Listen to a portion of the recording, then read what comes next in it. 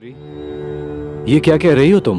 विनती कर रही हूँ और मेरी जे आग्रह अस्वीकार मत ही करो। आप दोनों भाइयों का नामकरण एक साथ हो जाएगा।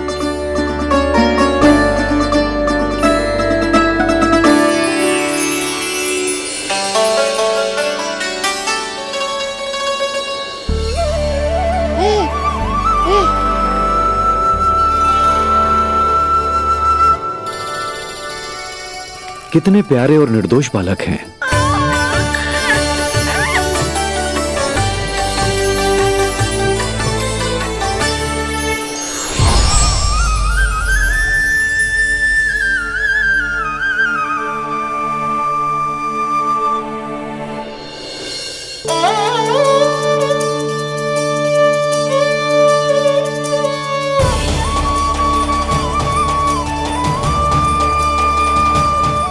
दोनों को देखकर गुरुदेव की आंखों में आंसू क्यों आ गए?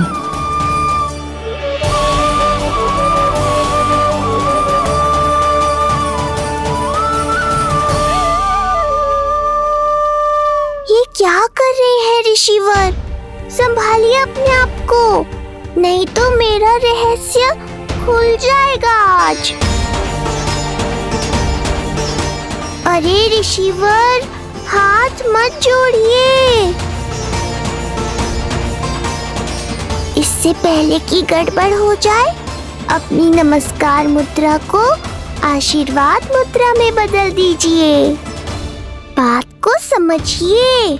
मैंने ये अवतार मैया और लल्ला के अद्भुत संबंध का अनुभव करने के लिए लिया है, पर आपकी भावुकता के कारण यदि मैया को मेरा सत्य पता चल गया तो ये संबंध ही बदल जाएगा।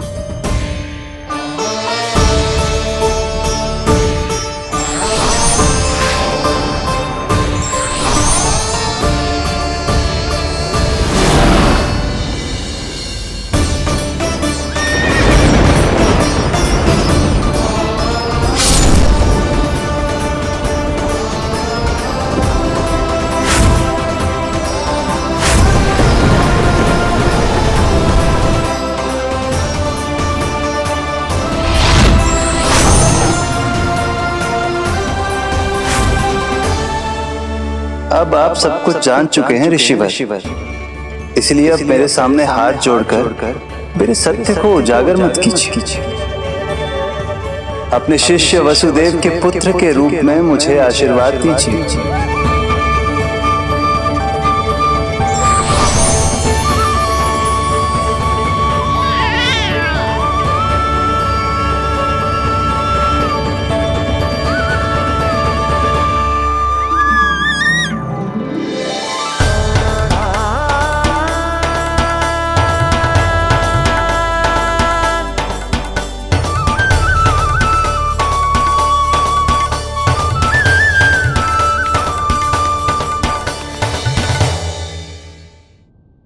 ऋषिवर, आप मौन क्यों हैं? और आपकी आंखों में आंसू? सब कुछ ठीक है ना? अब तो आप हमारे लल्ला का नामकरण करोगे ना? इन दोनों का नामकरण करना मेरा सौभाग्य होगा पुत्री।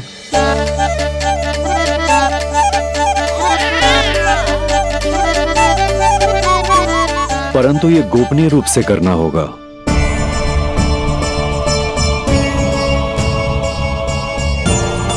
अवश्य ही स्वामी का आग्रह होगा,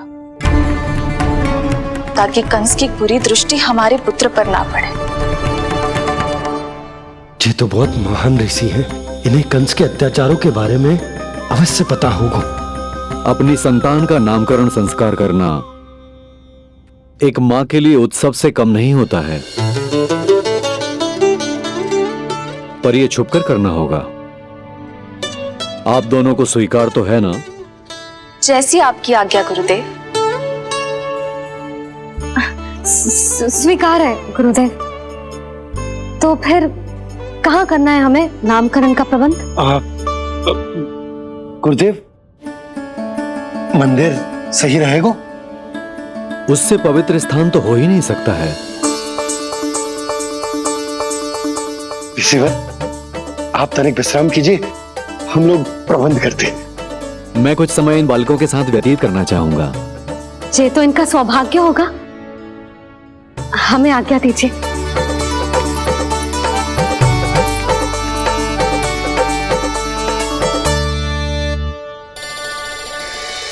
प्रभु, स्वयं भगवान होकर भी आपको बंदी गृह में जन्म लेना पड़ा। अब अपनी मां को छोड़कर दूसरी मां के यहां पलना पड़ रहा है। जब से गोकुल आए हैं छुप छुप कर रहना पड़ रहा है। इतनी नन्ही सी अवस्था में दुष्ट कंस के कितने ही आक्रमणों का सामना कर चुके हैं आप। और जिस उत्सव में सभी सप्तऋषियों और सभी देवी देवताओं को साक्षी बनकर आना चाहिए, उस नामकरण उत्सव को यहां एकांत में करना पड़ रहा है। क्यों प्रभु, इतने कष्टों को सहकर ये अवतार क्यों लिया है आपने? दुष्टों का नाश करने के लिए, धर्म की स्थापना करने के लिए और सबसे अधिक मैया की ममता का अनुभव करने के लिए। पर इसके लिए इतने कष्ट? मानव जीवन लिया है तो कष्ट तो उठाने ही पड़ेंगे ऋषिवर। मानव जीवन की आंच जला रही है, फिर भी आप मुस्कुरा रहे हैं प्रभु। ये कैसा अनोखा अवतार है। आंच में जलकर भी यदि मैं नहीं मुस्कुराऊंगा तो अपने भक्तों को क्या शिक्षा दूंगा मैं? आज एक कंस का प्रकोप है, भविष्य में सहस्रों कंस होंगे और आने वाले युगों में होंगे अनगिनत कंस। उस समय मेरे भक्तों को पता होना चाहिए कि अपने कष्टों को कैसे सहना है और धर्म के पथ पर अडिग कैसे रहना है।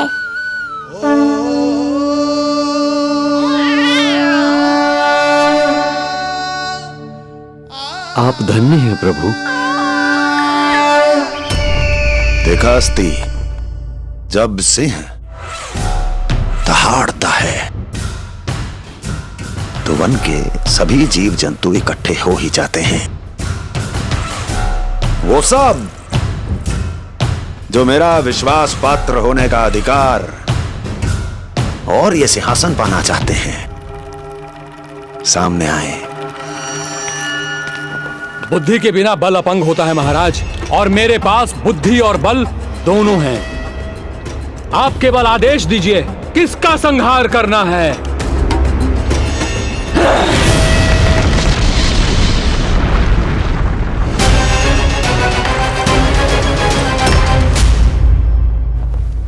सारी तैयारी हो गई। बोलो।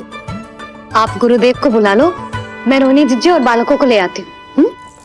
यशोदा, तुम रुष्ट तो ना हो ना मुझसे? मैं भला रुष्ट क्यों होने लगी? नहीं, तुम जो उत्सव बड़े धूमधाम से करना चाहती थी और बहुत प्रसन्न हूँ मैं कि हमारे लल्ला का नामकरण स्वयं ऋषि गर्ग पूरे विधि विधान से कर रहे हैं। मैं समझ गई, उत्सव बड़ा हो या ना हो, प्रसन्नता बड़ी होनी चाहिए। अरे मैं तो इतनी उत्साहित हूँ कि दोनों भाइयों का नामकरण आज के शुभ मुहूर्त पे हो रहे हैं। तो इससे पहले जो बीत जाए, जाओ। आप भी बुला लो।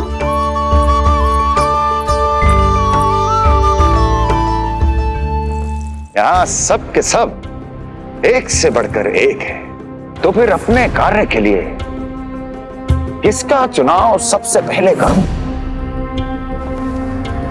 मेरा सामर्थ्य तो आपने अभी तक देखा ही नहीं महाराज। चुटकी बजाकर शत्रुओं का विनाश कर सकता हूं मैं।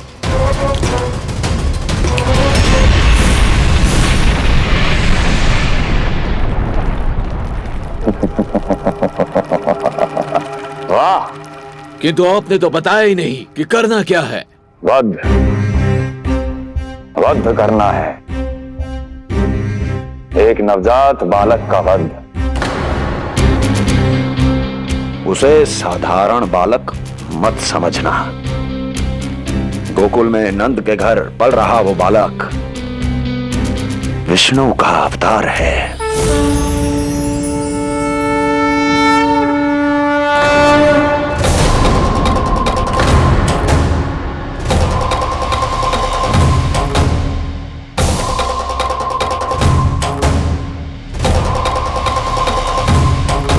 क्या हुआ? इतना सन्नाटा क्यों छा गया? क्षमा कीजिए महाराज, पर मैं नन्हे बालकों के साथ हिंसा नहीं करता। विष्णु अवतार बड़ा छलिया है महाराज, मैं उसका मुख भी नहीं देखना चाहता।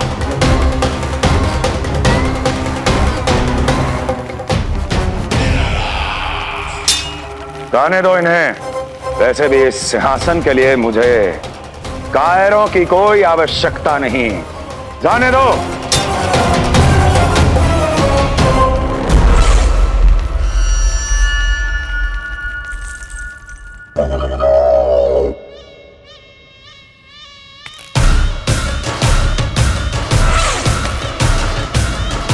दुर्जय, क्या कहा था मैंने कहा था केवल वही आए जिनके हृदय में साहस का ज्वालामुखी धधकता हो, जिनकी तलवारें पर्वतों का सीना चीरने के लिए व्याकुल हो, जिनकी संकल्प शक्ति इतनी दृढ़ हो कि वो मृत्यु से टक्कर ले जाए। वही होगा इस सिंहासन का असली अधिकारी। महाराज,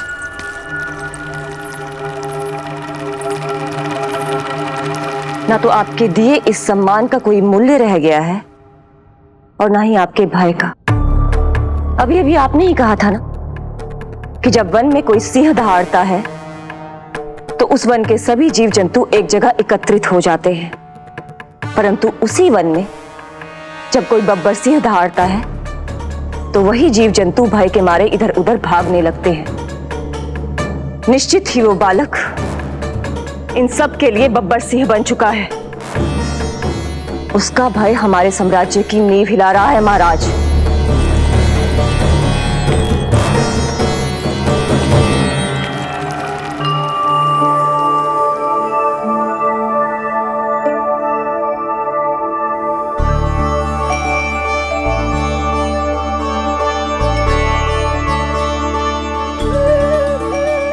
हे नारायण, मेरा मार्गदर्शन कीजिए।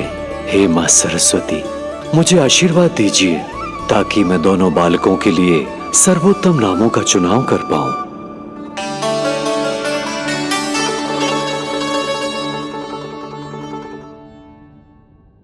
आपके पुत्र को बड़े भाई के कर्तव्य का निर्वाह करना है और इस दायित्व को प्रभु श्री राम से अच्छा किसने निभाया है? जैसा अटूट संबंध उनका अपने भाइयों के साथ था, मैं श्री नारायण से प्रार्थना करता हूं कि वैसा ही प्रेमपूर्ण संबंध इसका भी अपने छोटे भाई के साथ हो।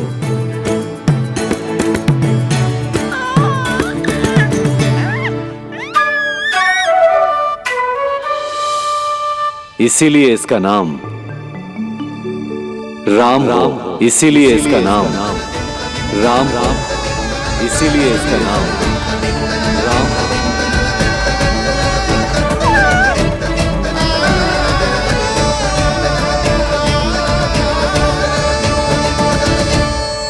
बड़े भाई में आदर्श, न्याय, संकल्प बल के साथ साथ शारीरिक बल भी होना चाहिए। मैं देख पा रहा हूं ये बालक इन सब बलों के लिए जाना जाएगा।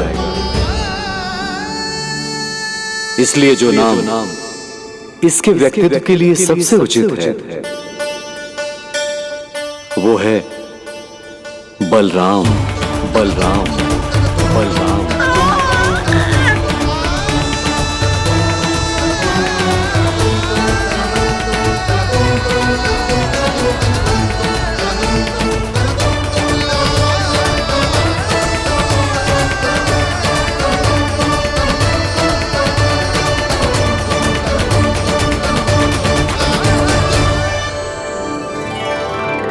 बलराम।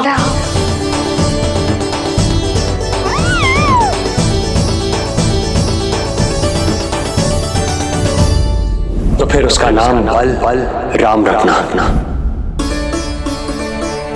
कैसा अद्भुत संयोग है रिसीवर।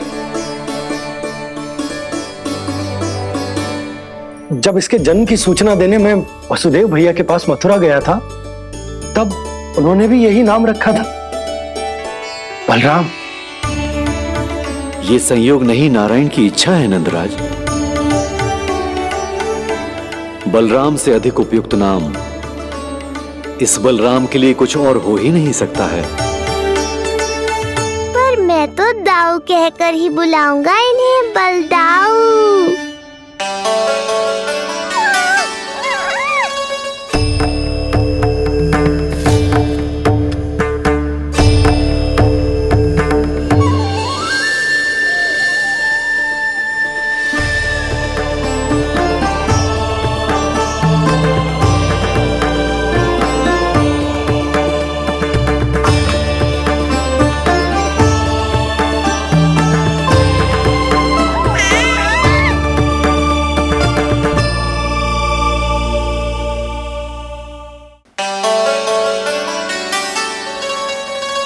सुना पुत्र, आज से तुम्हारा नाम होगा बलराम।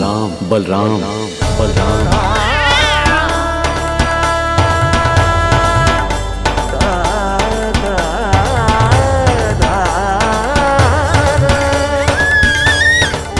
गुरुदेव, कितना अद्भुत नाम दिया है आपने इसे। अब मेरे लल्ला को भी ऐसा ही कोई उत्तम सा नाम दे दो।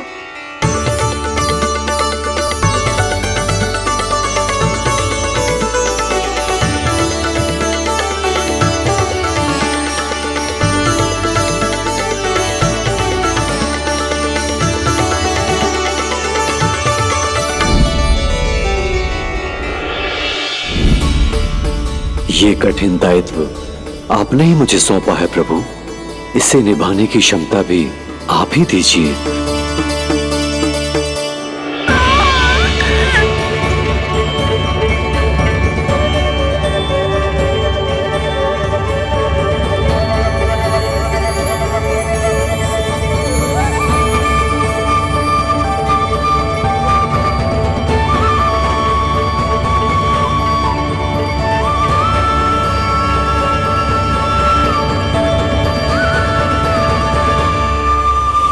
कृष्ण कृष्ण कृष्ण कृष्ण कृष्ण कृष्ण कृष्ण कृष्ण कृष्ण।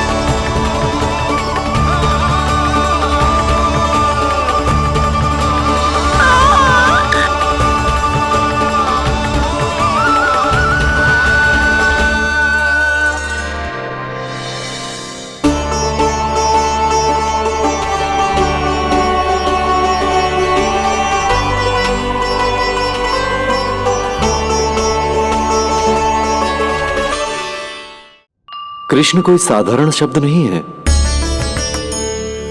ये अनेक विशेषताओं से भरा हुआ है। क बना है कमलकांत से, अर्थात वो जो श्रीपति विष्णु जैसा हो।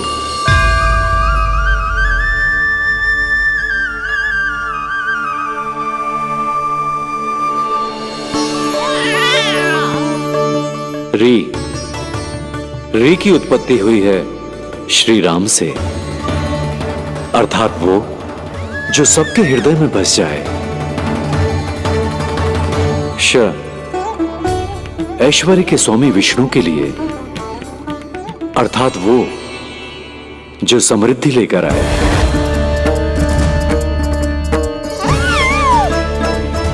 और ना है नरसिंह के लिए, अर्थात वो जो रक्षा करे। और अंत में आकार की मात्रा सूचक है अग्निदेव का, अर्थात वो जो स्वयं तप कर सबको पवित्र कर दे।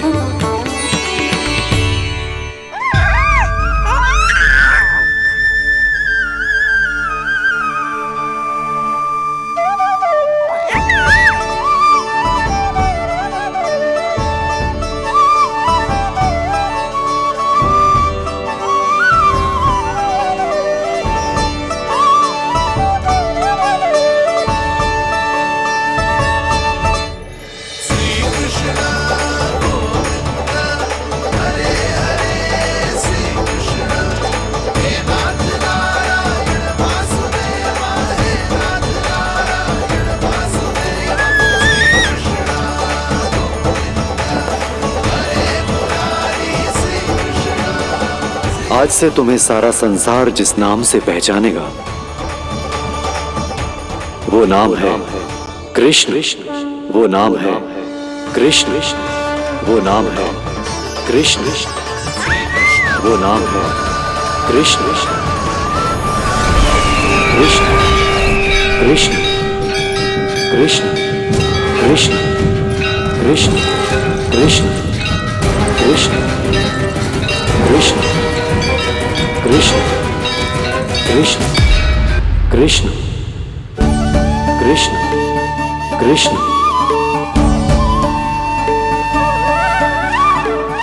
यशोमती मैया के नंद लाला, यशोमती मैया के नंद लाला। असुरी कार्य करने वालों के लिए कृष्ण नाम का अर्थ एक और भी होगा। वो घनी अंधेरी रात जिसमें इसने जन्म लिया, पर इससे जो प्रेम करते हैं उन सभी के लिए कृष्ण नाम का अर्थ होगा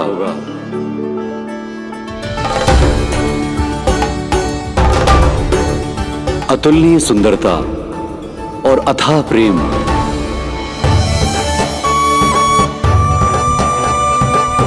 इन दोनों विशेषताओं का साक्षात स्वरूप होगा ये कृष्ण।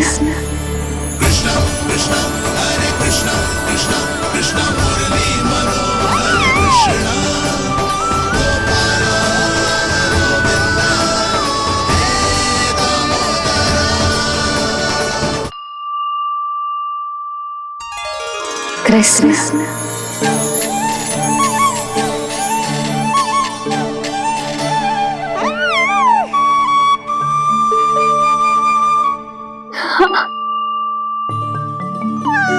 और जो मानवता के शत्रु हैं उनके जीवन में ये नाम अशांति, असुरक्षा, भय उत्पन्न करेगा, पर सात्विक प्रवृत्ति के व्यक्तियों के लिए ये नाम शांति, संतोष और सुख का सूचक होगा।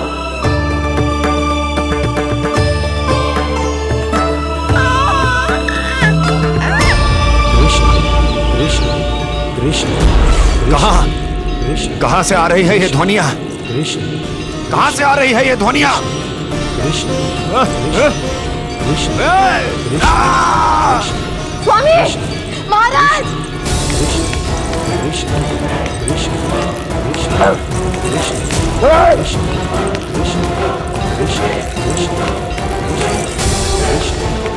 कैसी ध्वनि महाराज?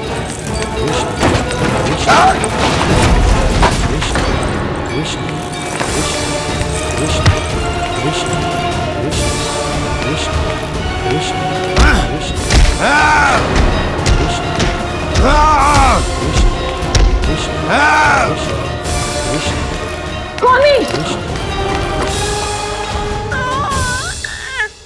कृष्ण।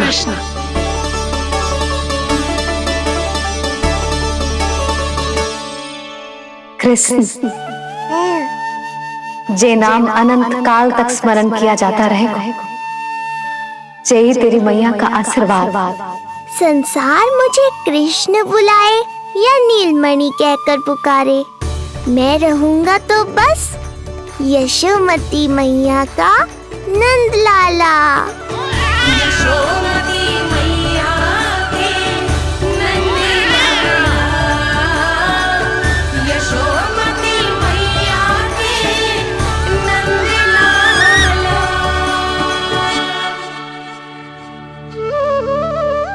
गुरुदेव, आपने मेरे लल्ला को इतना प्यारा नाम दिया है, उसके लिए आपका बहुत बहुत धन्यवाद। एक बार गोपियों को पता चलेगा तो देखना कैसे रटने लगेंगी मेरे लल्ला का नाम। इससे पहले कि आप सब बाहर जाकर किसी और को बताएं, एक कर्मकांड शेष है। नामकरण के बाद पिता को आशीर्वाद के रूप में कुछ न कुछ उपहार बालक को अवश्य देना चाहिए।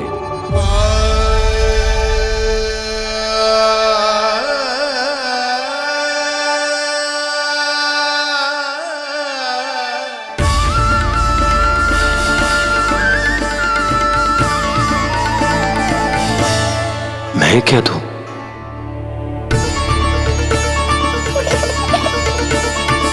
वासुदेव मेरे शिष्य हैं और उनकी अनुपस्थिति में यह दायित्व मैं निभाऊंगा।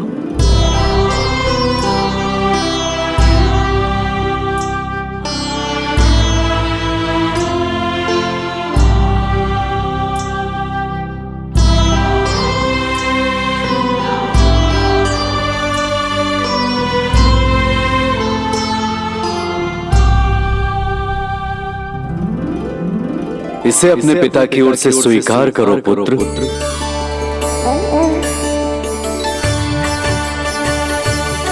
कल्याण हो।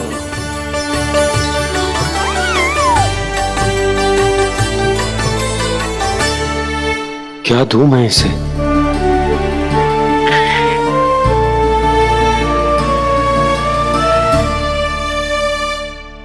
आप सोच क्या रहे हो? आशीर्वाद दो ना अपने कृष्ण को।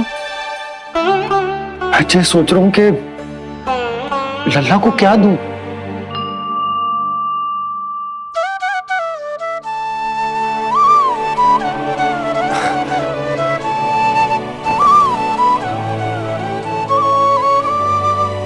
लल्ला, तू स्वयं ही बता दे, तुझे क्या चाहिए?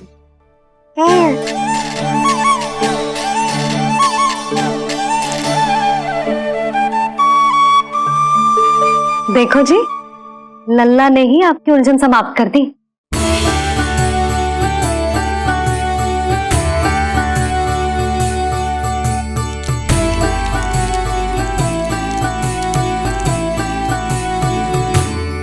मेरा आशीर्वाद कि तेरा जे नाम कृष्ण तेरी प्रजा के लिए बहुत हितकारी हो।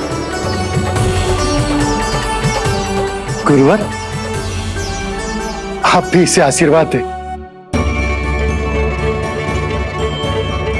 जिनके आशीर्वाद से ये पूरा संसार संचालित होता है, उन्हें मैं क्या आशीर्वाद दूं?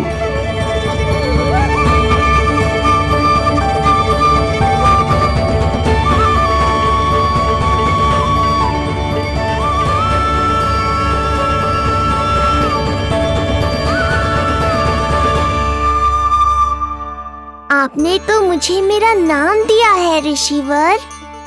ये तो मेरा सौभाग्य था प्रभु कि आपने इस कार्य के लिए मुझे चुना। पर आपका कार्य अभी समाप्त नहीं हुआ ऋषिवर। एक विनती और है मेरी। आज्ञा दीजिए प्रभु, क्या करना होगा मुझे? बाबा को मेरी वास्तविक पहचान बतानी होगी आपको,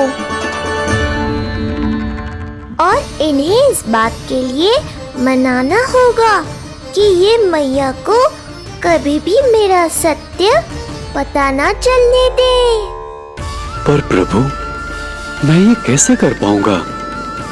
आप ही कर पाएंगे ऋषिवर, क्योंकि अब आप इस कृष्ण अवतार के मुख्य उद्देश्य को जानते हैं। बंद करो, बंद करो ये ध्वनिया। कौन सी ध्वनिया? ये ध्वनिया बंद करो, बंद करो। क्या सुनाई दे रहा है आप? ये शब्द जो मेरे कानों में गूंज रहा है। समझिए। रुक जाइए। मुझे मारा।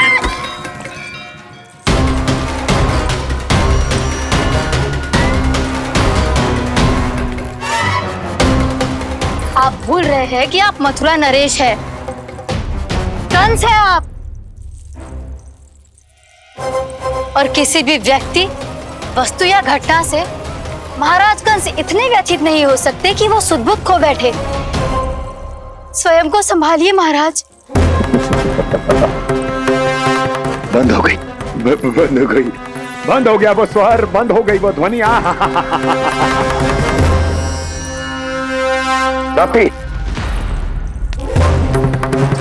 यूं मत सोचना कि मैं तुम्हें सुन नहीं रहा था। तुम सत्य कह रही हो।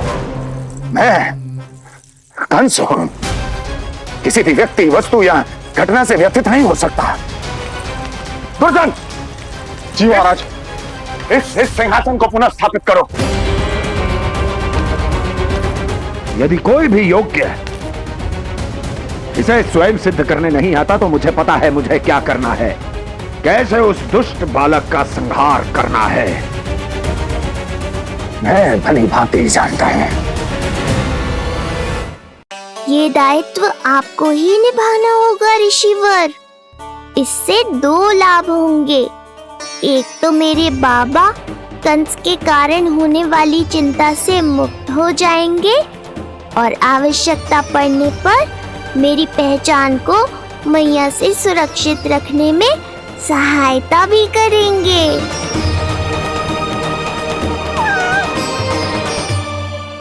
नंदराज, अब बलराम और कृष्ण दोनों को भूख लग गई होगी।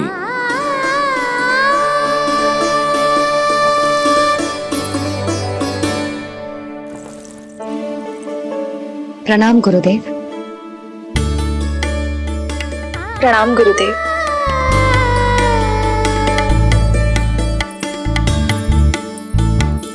गुरुदेव, अब आप भी विश्राम कर लीजिए। नहीं नंदराज, मुझे शीघ्र ही मथुरा पहुंचना है। राजा वासुदेव और रानी देवकी मेरी प्रतीक्षा कर रहे होंगे। पर इससे पहले कि मैं जाऊं, मुझे आपको कुछ बताना है।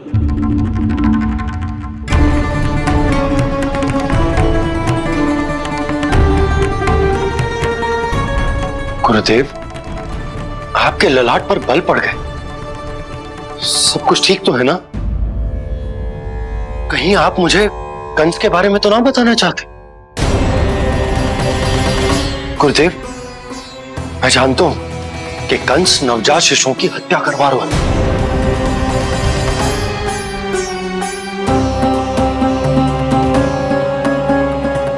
कंस नहीं, कृष्ण के बारे में कुछ कहना है मुझे।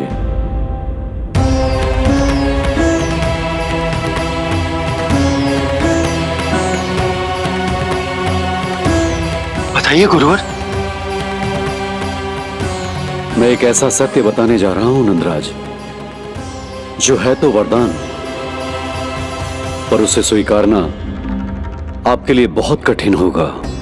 गुरुदेव, आप जो कह रहे हैं वो मैं समझ ना पा रहा हूं। बताइए ना।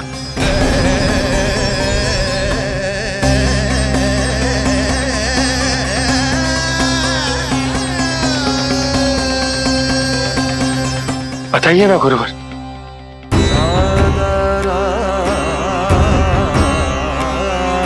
सत्य यह है नंदराज,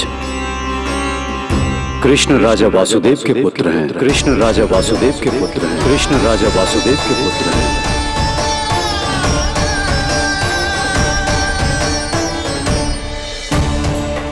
और वो कोई साधारण बालक नहीं है। स्वयं श्री हरि विष्णु के अवतार हैं और वो कोई साधारण बालक नहीं है, स्वयं श्री हरि विष्णु के अवतार हैं।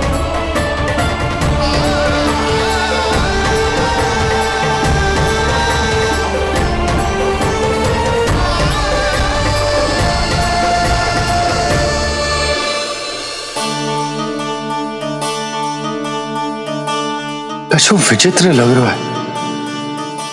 कौन हो तुम?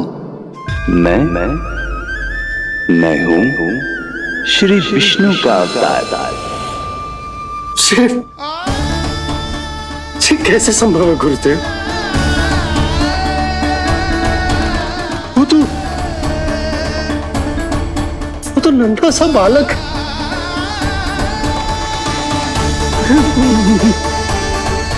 वो श्री नारायण का अवतार कैसे हो सकता है? और गुरुदेव आप ये सोच भी कैसे सकते हैं कि वो मेरा लल्ला वसुदेव भैया का पुत्र है? यही सत्य है नंदराज। पिछले जन्म में मिले वरदान का फल है ये।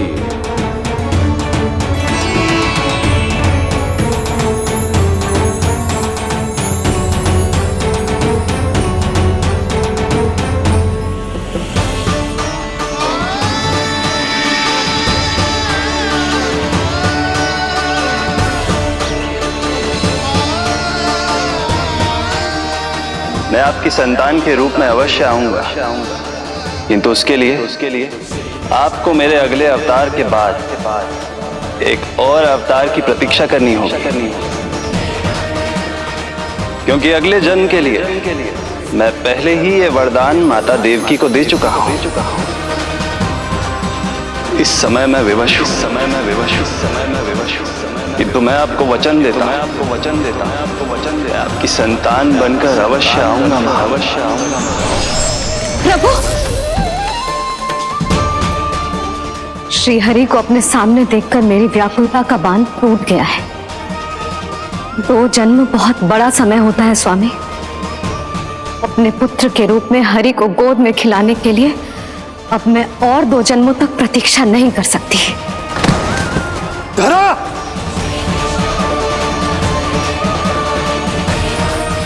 माता देवकी को मैं पहले ही वचन दे चुका हूं, इसलिए विधि के विधान के अनुसार मुझे उन्हीं का पुत्र बनकर जन्म लेना होगा। किंतु आपकी आतुरता का अनुभव करने के बाद अब मैं भी आपका स्नेह पाने से स्वयं को और वंचित नहीं रख सकता।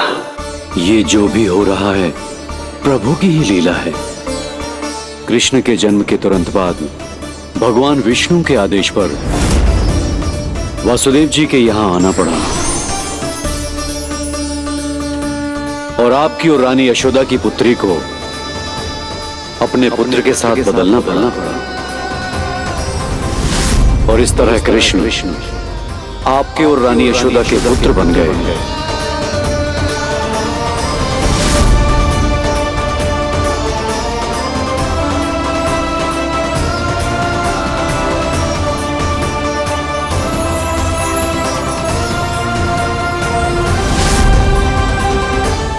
आपने सही कही थी गुरुदेव। जिस सुनने में तो वरदान ही लगता, पर इसे स्वीकार करना उतना ही कठिन। जब यशोदा को इस बात का पता चलेगा तो उसे कैसा लगेगा? अपने नाम का अर्थ अच्छे से सुनो है ना तूने? उसका हर एक अक्षर भगवान श्री नारायण से संबंधित है, जैसे उन्हीं का स्वरूप है तू। बस मैया, ये सत्य आपसे छुपा रहे, इसी कारण बाबा के लिए ये जानना आवश्यक है। फिर चाहे इसे स्वीकार करना उनके लिए कितना भी कष्टदायक क्यों ना हो। नहीं नंद, ये सत्य उन्हें आप नहीं बताएंगे।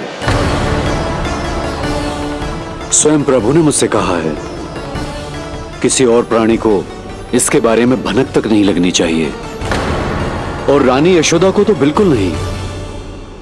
गुरुवर, कंस के आक्रमणों की जानकारी यशोदा से पहले ही छुपाकर रखना कठिन था।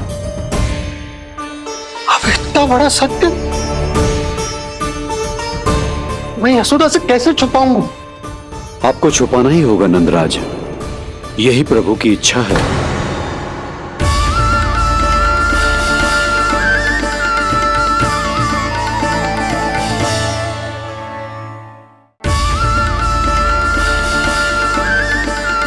और क्यों गुरुवर?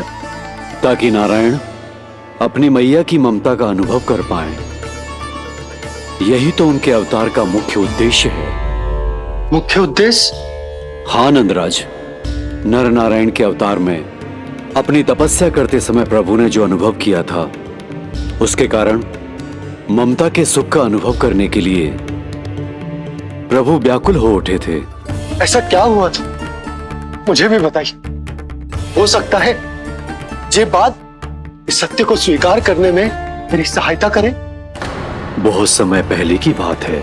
अनेक देवी देवता परम प्रभु विष्णु के पास बैकुंठ गए थे।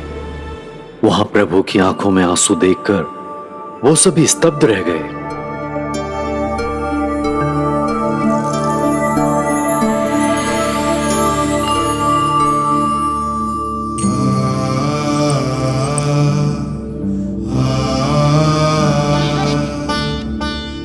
प्रभु, आपकी आंखों में आंसू?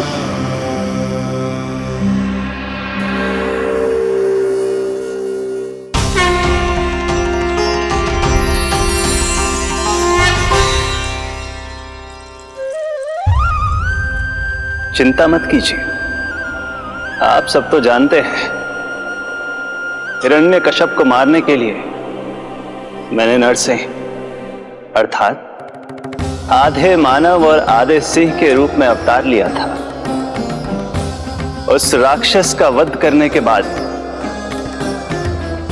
नर और सिंह दोनों भागों ने अलग अलग होकर नर और नारायण के रूप में पुनः जन्म लिया। वर्तमान में वो दोनों बद्रिकाश्रम में तपस्या कर रहे हैं।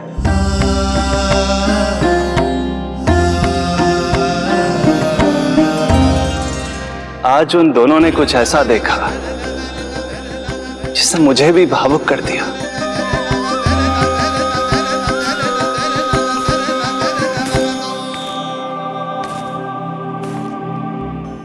सखा, ये युवक कौन है? निकट के एक गांव के धनी व्यापारी का पुत्र है ये।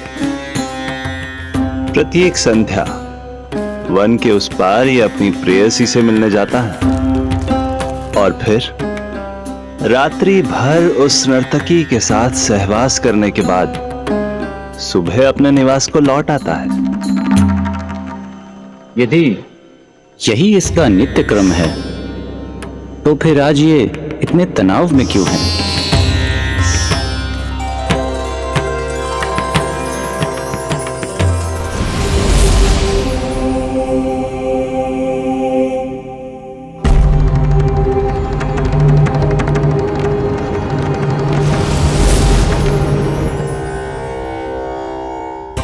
कल रात्रि प्रेम क्रिया के मध्य उस नर्तकी ने इससे पूछा, ये सबसे अधिक प्रेम किससे करता है? जब इसने कहा तुमसे, तो वो बोली, तुम्हें अपने प्रेम को सिद्ध करना होगा।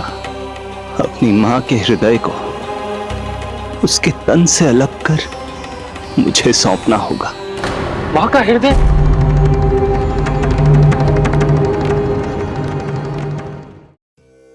फिर क्या हुआ प्रभु? वो लाया अपनी मां का हृदय?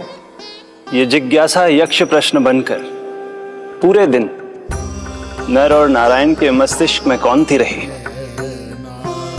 उन्होंने संध्या होने तक वहीं नदी किनारे प्रतीक्षा करने का निर्णय लिया ताकि वो ये जान सके कि क्या वो युवक अपनी क्रूर प्रेयसी को छोड़ेगा या वासना में अंधा होकर अपनी ही माता की हत्या करने का जघन्य अपराध करेगा।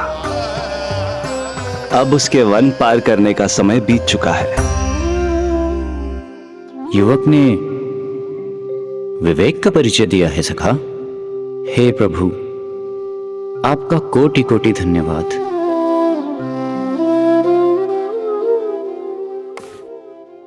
सखा,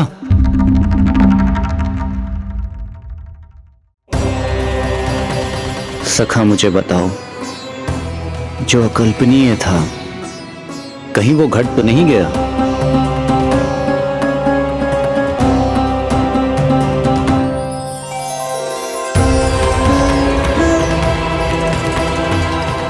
जब इस युवक की मां को इसकी प्रेयसी की क्रूर मांग के बारे में पता चला तो जो उसने किया वो इस समस्त संसार में केवल एक मां ही कर सकती है। बस इतनी सी बात?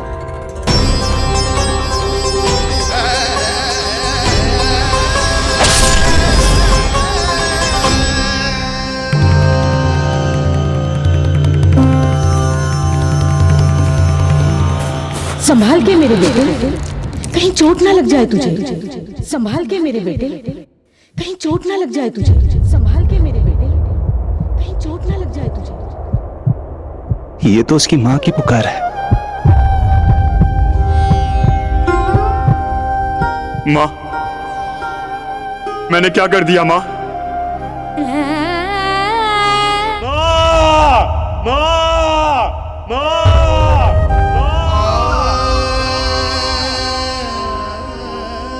इस घटना से केवल नर और नारायण ही भावुक नहीं हो गए थे, बल्कि बैकुंठ में बैठे श्री हरि की आंखों में भी आंसू आ गए थे।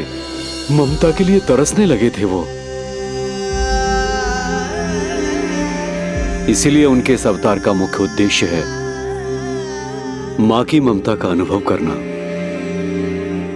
यही कारण है कि ये सत्य आपको रानी यशोदा से छुपाना ही होगा नंदराज।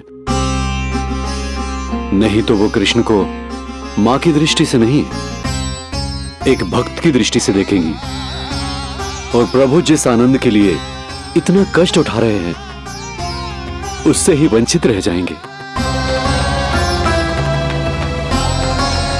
बोलिए नंदराज, आप श्री नारायण के इस सत्य को गुप्त रखेंगे ना?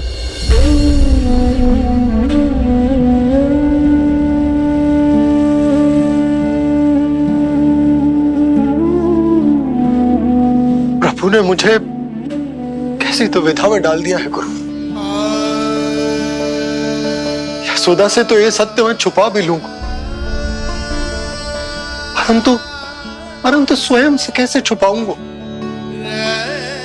और बाबा होने को सुख, उसको अनुभव कैसे कर पाऊंगा? जो हो रहा है और जो भी होता है सब उनकी ही इच्छा से होता है नंदराज। इसलिए आगे का मार्ग भी वही दिखाएंगे। अब मैं चलता हूं नंदराज। राजा वसुदेव और रानी देवकी नामकरण के बारे में जानने के लिए व्याकुल हो रहे होंगे।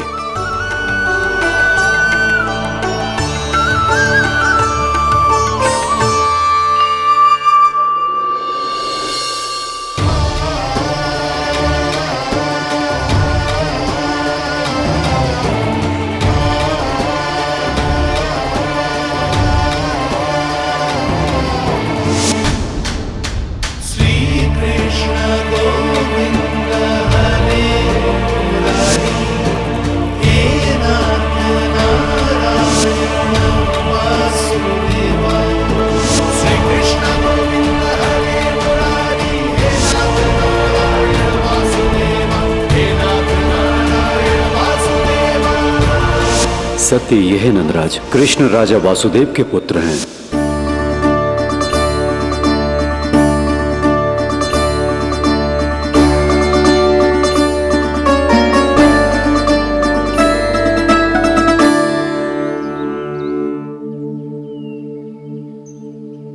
नंदराज, अपने आप को संभालिए और शांत चित्त से घर लौटिए। और हां, स्मरण रखिए कि प्रभु ने आपको बहुत ही बड़ा उत्तरदायित्व सौंपा है।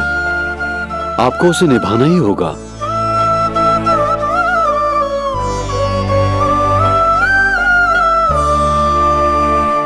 प्रभु आपको शक्ति दे।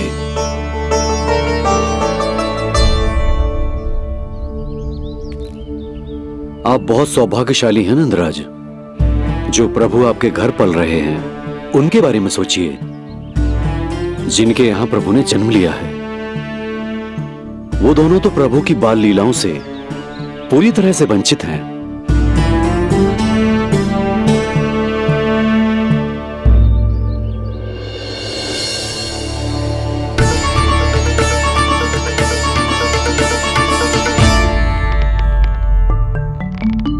कहाँ रह गए तेरे बाबा लल्ला? जो आए क्यों ना अब तक?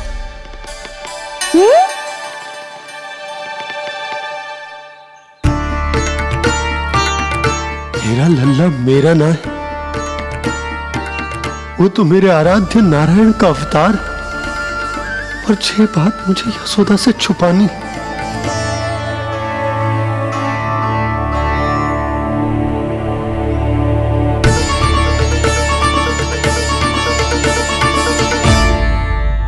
बाबा वहीं खड़े मत रहो, अब आ भी जाओ ना।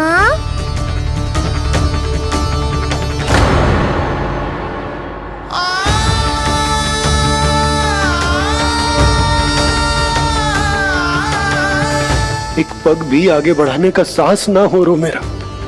हे प्रभु, आप ही बताओ, अपने आराध्य को, अपने इष्ट देव को अपने लल्ला के रूप में कैसे देख पाऊंगा मैं जानता हूँ बाबा, ये बहुत कठिन है, पर भीतर तो आओ।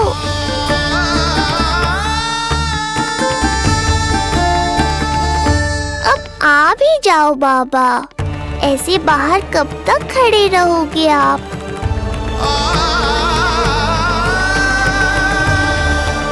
बस बाबा, बस आ जाओ भीतर, आ जाओ, आओ ना, आओ ना।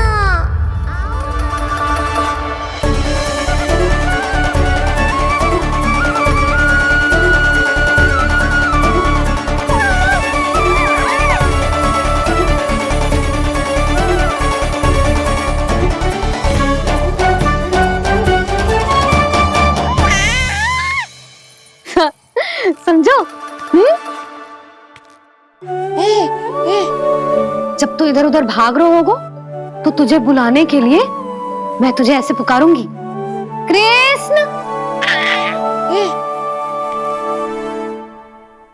और जब तू शैतानी करेगो ना लल्ला, मैया को तंग करेगो, तो मैं तुझे क्रोध में ऐसे बुलाऊंगी, कृष्ण। हाँ। इसे सत्य पतो ना है, इसीलिए कितनी अच्छी तरह से मैया होने का कर्तव्य निभा रही है, पर मैं अब बाबा होने का कर्तव्य कैसे निभा पाऊंगा?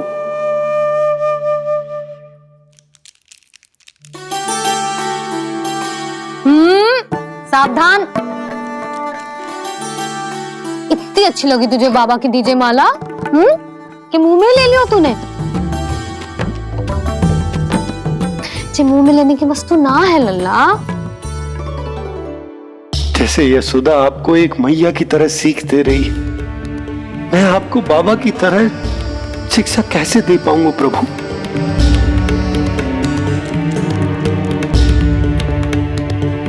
कृष्ण, अभी मना किया ना मैया ने? ये तो प्रभु को ही डांट रही है। सावधान, जो फिर से मुंह में लिया तो। यशोदा, तुम्हें पता भी है तुम किस पर क्रोधित हो रही? हाँ, अपने लल्ला पर। और किस पर? मेरे कहने का अर्थ ये है कि तुम्हें सच में पता भी है ये कौन है? स्वयं प्रभु ने मुझसे कहा है, किसी और प्राणी को इसके बारे में भनक तक नहीं लगनी चाहिए, और रानी यशोदा को तो बिल्कुल नहीं, और रानी यशोदा को तो बिल्कुल नहीं, और रानी यशोदा को तो बिल्कुल नहीं। यही कहना चाहते हो ना आप कि मैं गोकुल के राजकुमार को डांट रही हूँ? अरे पर मैया और बाबा का स्थान तो हर पद से ऊंचा होता है ना जी। माँ और बाबा को तो अधिकार होता है ना प्रेम करने का भी और भूल पर डांटने का भी। बस यही बात आपको समझनी है बाबा, फिर सब पहले जैसा हो जाएगा। मैं समझता हूँ जे, पर ये विचार के जे केवल हमारा पुत्र ना है, ये स्वयं नारायण का अवतार भी है। इसे अपने मन से निकाल ना पा रहा हूं मैं। ओहो, आपको समझाना तो मैया को संभालने से भी अधिक कठिन है बाबा। लल्ला, अरे लल्ला।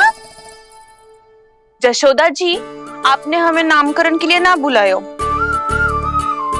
कोई बात ना है, लेकिन ये तो बताओ कि लल्ला का नाम क्या रखो है? हाँ भाभी, बताओ ना। हाँ जीजी, अब और प्रतीक्षा ना हो रही हमसे। इसका नाम रखो है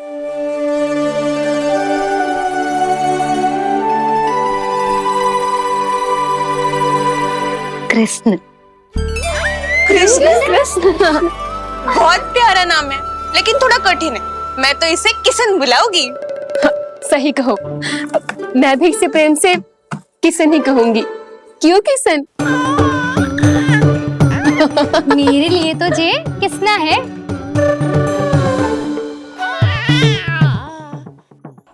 क्या कर रही है ये सब?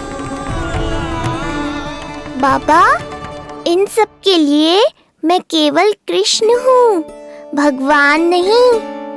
बस अब आप भी शीघ्र ही समझ जाओ ना ये। अरे तुम सब। हाँ हाँ, बुरा मुझे भी लग रहा है, जो सारी की सारी पहले ही दिन मेरे लल्ला का नाम बिगाड़ रही है। किंतु इसमें भी इन सब का प्रेम ही छुपा है, और हम सब तो प्रेम से भगवान को भी प्यारा सा नाम दे देते हैं, है ना? हाँ। सत्य तो ये है कि कृष्ण नाम बहुत अच्छा है, किंतु मैं भी अपने लल्ला को प्रेम का नाम देना चाहती हूँ। कान्हा बुलाऊंगी इसे, कान्हा बुलाऊंगी इसे, कान्हा बुलाऊंगी इसे।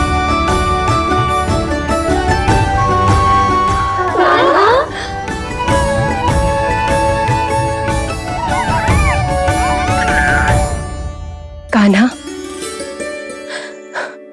अनोखी ध्वनि, सहज सा मीठा। मैं भी इसे कान्हा ही पुकारूंगी।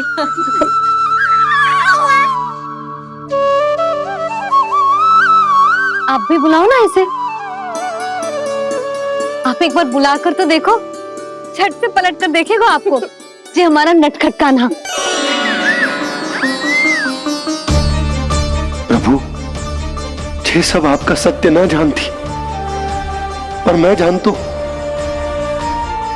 अब इस मुख से आपका नाम केवल भक्ति भाव से ही निकल सकता है, वात्सल्य भाव से ना।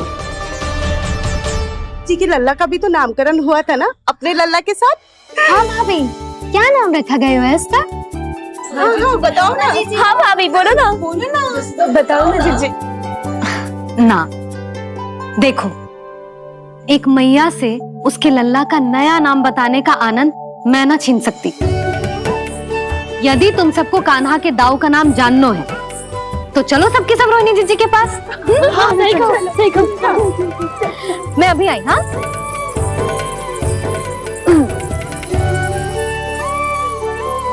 सुनो जी, आप लल्ला को संभालो, मैं अभी आई। रोहिणी, मैं कैसे? ये प्रभु, लल्ला जी क्या मैं कर रहे हो? क्या हो गया आपको? मैं शीघ्र ही आ जाऊंगी। यशोदा, मुझसे दूर कब तक रहोगे बाबा?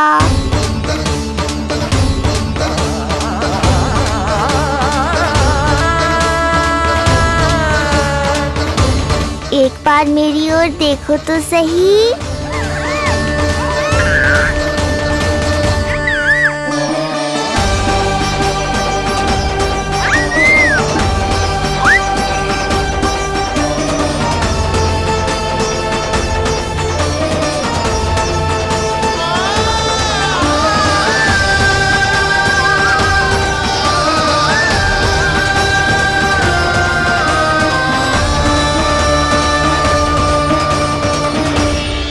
प्रभु, मुझे दुविधा में डालकर आप मुस्कुरा रहे हो, ये कैसी परीक्षा है?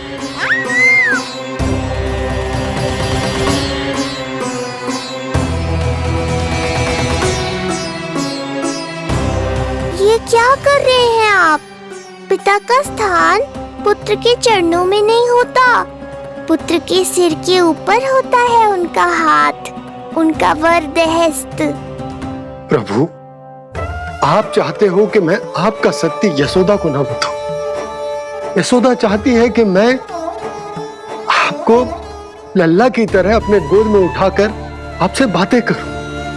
मेरी आंखें चाहती हैं कि मैं आपको अपने इष्ट देव, अपने आराध्य के स्वरूप में देखूं। और मेरा हृदय चाहता है कि मैं आपको अपने पुत्र के स्वरूप में देखूं। अब आप ही बताओ प्रभु, अब मैं इस परिस्थिति में क्या करूं? मुझे कुछ समझ में ना आ रहा। आप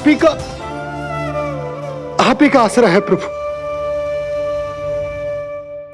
आप ही को सहायता करनी होगी। आप ही बताइए कि किस प्रकार एक भक्त अपने भगवान को अपने लल्ला के स्वरूप में देखे, उसे अपने हाथों में उठाए, उसे खिलाए, उसके साथ बातें करे, कैसे वो उसका लालन पालन करे अपने पुत्र के स्वरूप में। प्रभु, मुझे कुछ समझ में ना आ रहा। सहायता करो प्रभु। चिंता मत कीजिए बाबा, आपके सभी प्रश्नों का उत्तर शीघ्र ही मिलेगा आपको।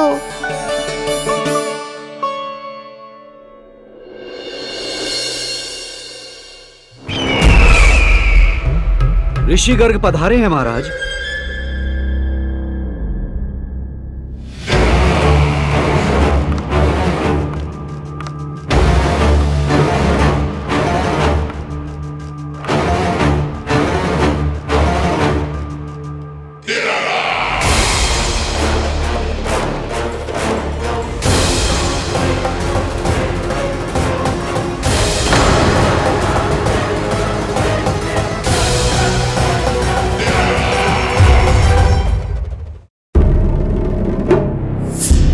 तो महान मथुराधीश कंस के दरबार में ऐसे सम्मान होता है ऋषि मुनियों का?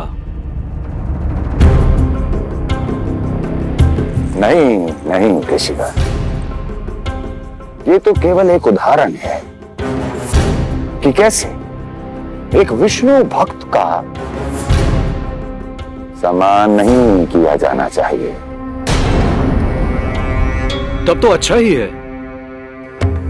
मैं यहां तुमसे सम्मान की अभिलाषा लेकर नहीं आया हूं। मैं यहां देवकी और वसुदेव से भेंट की इच्छा लेकर आया हूं। क्यों? मेरे विरुद्ध कोई षड्यंत्र रचना चाहते हो? जो सदैव दूसरों के विरुद्ध षड्यंत्र करता है, उसका संपूर्ण जीवन इसी भ्रम में बीतता है कि सारा संसार उसके लिए षड्यंत्र कर रहा है। परंतु अन्य व्यक्तियों के पास इससे भी अत्यधिक महत्वपूर्ण कार्य होते हैं करने के लिए। यह महत्वपूर्ण कार्य करने की आपकी यह इच्छा इस दरबार में पूर्ण नहीं होगी ऋषिवर।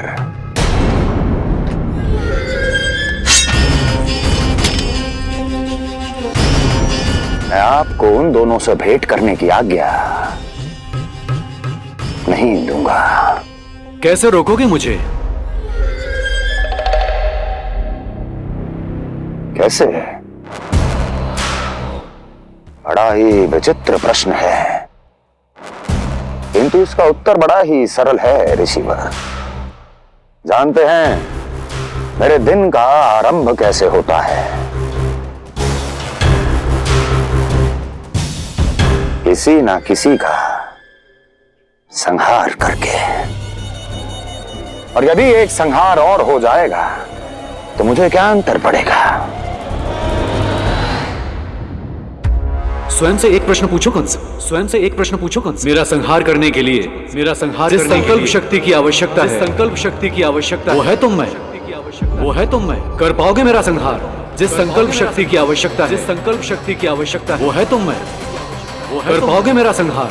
कर पाओगे मेरा संकल्प शक्ति की आवश्यकता है, संकल्प शक्ति की आवश्यकता। बोलो कंस, बोलो। यदि मैंने श्राप दे दिया, यदि मैंने श्राप दे दिया, कौन सा कवच तो तुम्हारा उसे सत्य होने से रोक पाएगा? उसे सत्य होने से रोक पाएगा। बोलो कंस, बोलो। यदि मैंने श्राप दे दिया, यदि मैंने श्राप दे दिया, कौन सा कवच तो तुम्हारा उसे सत्य होने से रोक पाएगा? उसे सत्य होने से रोक पाएगा। ऋषिवर, यदि आपके हृदय में स्वामी के विरुद्ध षड्यंत्र करने की इच्छा नहीं है, तो महाराज भी आपको किसी से भेंट करने से रोकना नहीं चाहेंगे, है ना महाराज?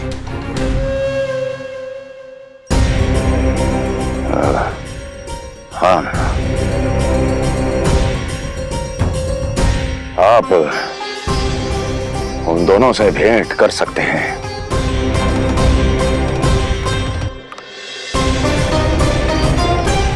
दुर्जन, इन सब पर दृष्टि रखो। अब सब कुछ सुनकर आना, सब कुछ भी छूटना नहीं चाहिए। जाओ।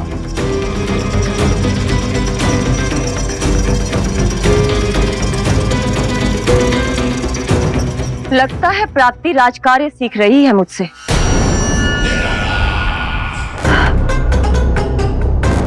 उचित समय पर सही सुझाव दिया तुमने प्राप्ति। अब आसानी से पता लग जाएगा कि ऋषिगढ़ के यहाँ आने का वास्तविक कारण क्या है महाराज।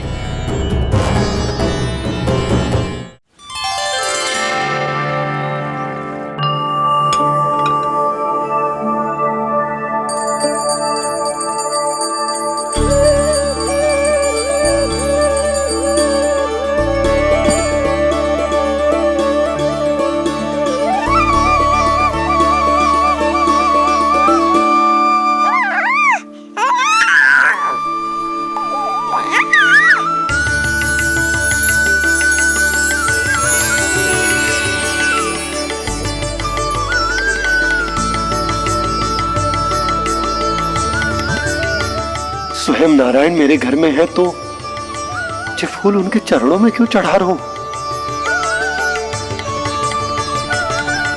तैयार होगा मेरा लल्ला। किंतु बुरी दृष्टि वाला टीका लगाना तो भूल ही गई तेरी मैया। अभी आ।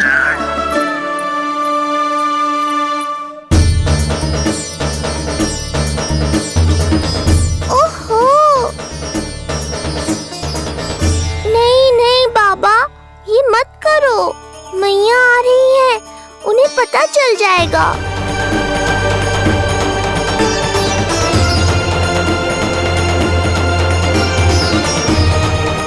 ये फूल तो आपके चरणों के लिए ही बने हैं प्रभु, इन्हें स्वीकार करें।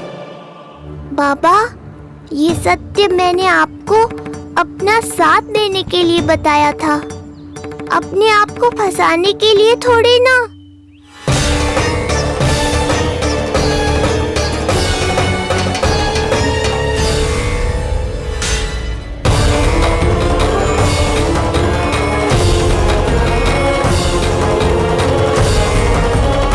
नारायण नारायण। प्रणाम पंडित जी। नंदराज जी, रानी जी, बिटिया के पांव भारी थे ना, तो सेलिवाने समधियाने चला गया था, वहां कुछ अधिक ही समय लग गया। आज वापस आया तो पता चलो कि स्वयं गर्ग ऋषि ने लल्ला का नाम रखो है, सो मिलने चला है। क्या नाम मिलो है इसे? उन्होंने लल्ला का नाम कृष्ण रखो है। उन्होंने लल्ला का नाम कृष्ण रखो है।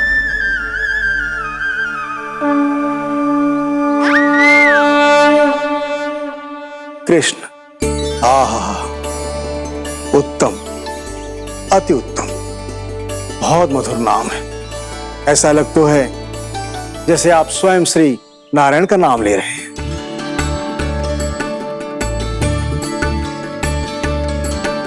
स्थिति को और गंभीर मत बनाओ पंडित जी। आपको तो बाबा के प्रश्नों का उत्तर देना है।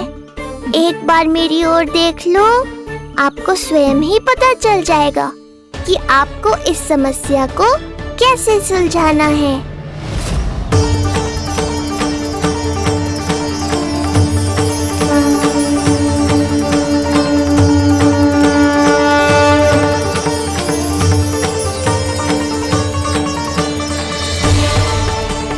पंडित जी मेरे लल्ला को टकटकी बांध के देखे क्यों जा रहे हैं?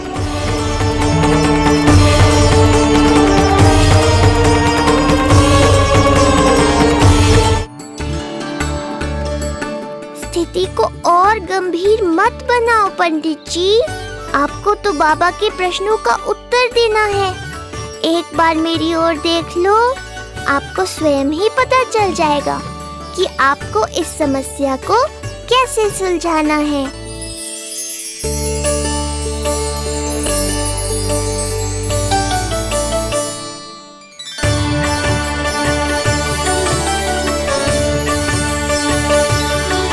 क्या हुआ पंडित जी?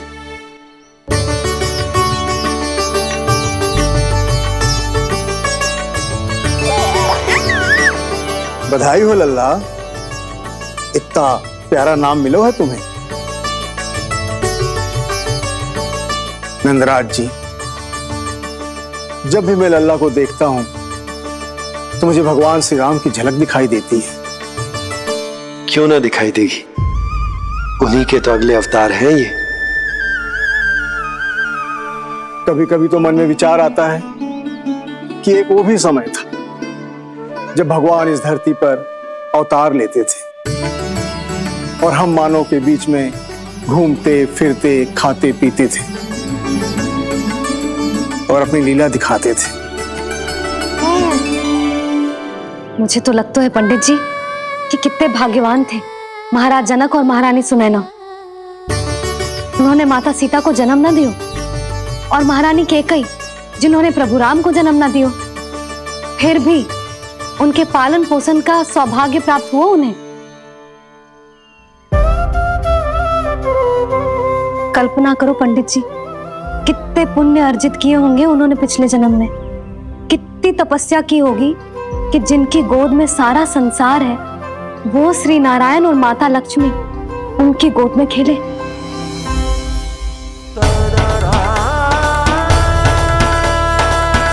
संसार में अवतार लेकर सांसारिक नाते भगवान को भी निभाने पड़ते हैं, फिर हम तो मानव हैं। संसार में अवतार लेकर सांसारिक नाते भगवान को भी निभाने पड़ते हैं, फिर हम तो मानव हैं।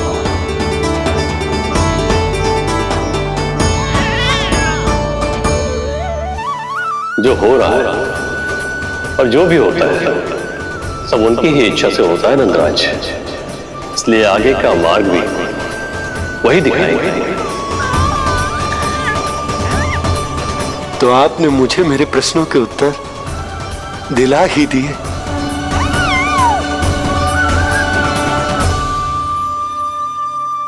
मैं भी क्या क्या बातें करने लगा। लगता है नाना बनने की प्रसन्नता का प्रभाव है जी। हमारी बिटिया को लक्ष्मी हुई है ना। बधाई हो पंडित जी, बहुत बहुत बधाई हो। मैं मैया और उसकी बिटिया से अवश्य मिलने आऊंगी। बधाई हो पंडित जी। अब मुझे आज्ञा दीजिए, वैद्य जी से कुछ औषधियां लेनी है मुझे। नारायण नारायण।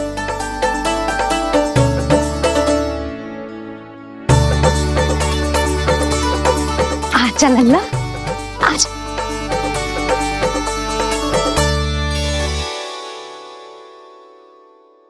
कब ठीक है? सुनो जी, तनिक कान्हा को संभालो, मैं यूं गई और यूं आई।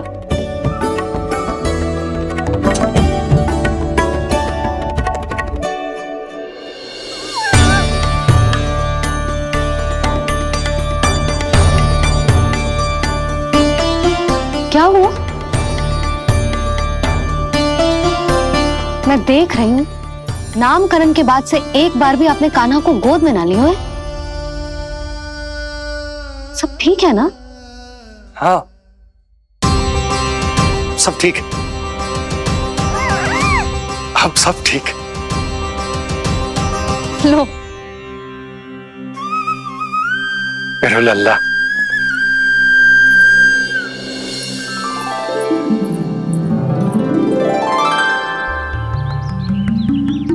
आपका बहुत बहुत धन्यवाद ऋषिवर। यादवों का कुलगुरु होने के नाते ये तो मेरा कर्तव्य था पुत्री। मुझे क्षमा कर दे लल्ला, कुछ समय के लिए मैं अपने कर्तव्य से भटक गया था। सब कुछ पूरे विधि विधान से संपन्न हुआ है।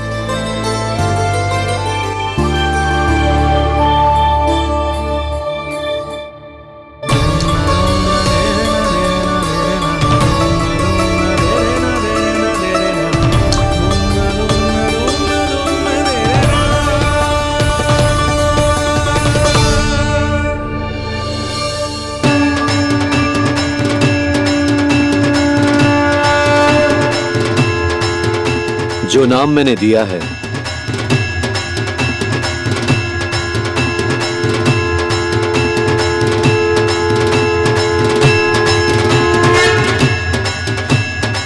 आप मुझे क्षमा कर दो बाबा, मैंने आपको इतनी दुविधा में डाल दिया।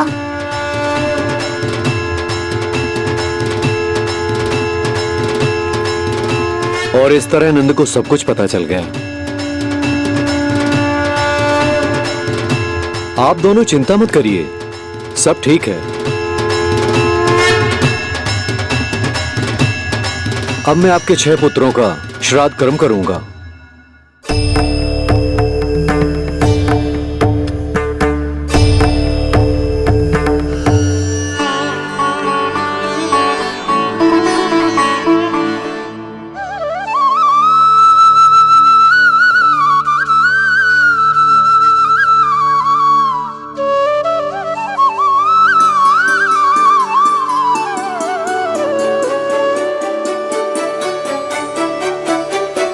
कान्हा, क्या हुआ जो मैं तेरा वास्तविक बाबा ना हूं? क्या अंतर पड़ता कि तुम मेरे आराध्य के अवतार हो? महत्वपूर्ण बात तुझे है कि मुझे तुम्हारे साथ मुस्कुराने को, तुम्हें खिलाने को, तुम्हारा ध्यान रखने को, तुमसे प्रेम करने को सौभाग्य प्राप्त हो।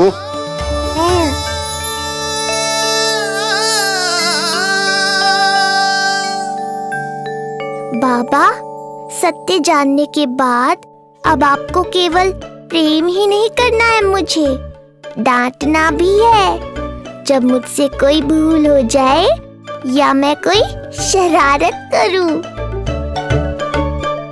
तुमने मुझसे कुछ कही कान्हा, और ये सब जानने के बाद तुम्हें कैसे डांट सकता हूँ? बताओ ना कि कैसे मैं तुम्हें ये कहूँ? वो सब आप मुझ पर छोड़ दो बाबा, शीघ्र ही जीवन की माया आपको अपने प्रभाव में ले लेगी और आप ये सब भूल जाओगे। पर जब जब मेरी दिव्यता की झलक संसार को मिलने वाली होगी और मेरा सत्य मैया को पता चलने वाला होगा, तब तब आपको इसका स्मरण हो जाएगा। इसका अर्थ है कि गुरुवर ने सही कहा था। श्री हरि की आंखों में भी आंसू आ गए थे, ममता के लिए तरसने लगे थे वो। इसीलिए उनके इस अवतार का मुख्य उद्देश्य है माँ की ममता का अनुभव करना। जो सत्य है कि इस अवतार का मुख्य उद्देश्य माँ की ममता का अनुभव करना। वो तो है बाबा, पर उसके साथ साथ आपका प्रेम पाना भी है। जानते हो, किसी संकट की स्थिति में आपको सब कुछ स्मरण क्यों आएगा? ताकि आप मैया को सत्य पता चलने से रोक पाओ। बोलो बाबा, आप मेरी सहायता करोगे ना?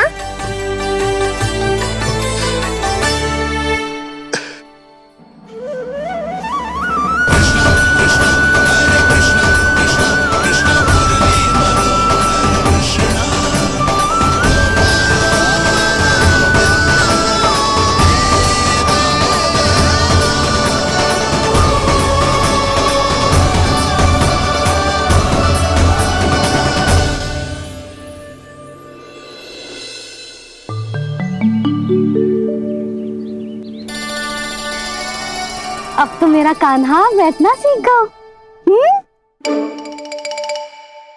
अब आगे से मैया कार्य करेगी तो कान्हा मैया के निकट ही बैठेगा। कितनी अच्छी तरह से बैठने लगो मेरा कान्हा। तेरे बाबा कुछ अधिक ही व्यस्त हैं आज।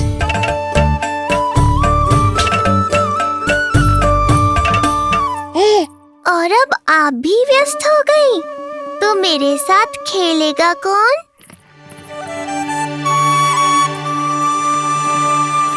लल्ला, कान्हा, लो भाभी, खिले हुए फूल भी ले आई हूँ और शीघ्र ही जाके तरकारियाँ भी ले आऊंगी।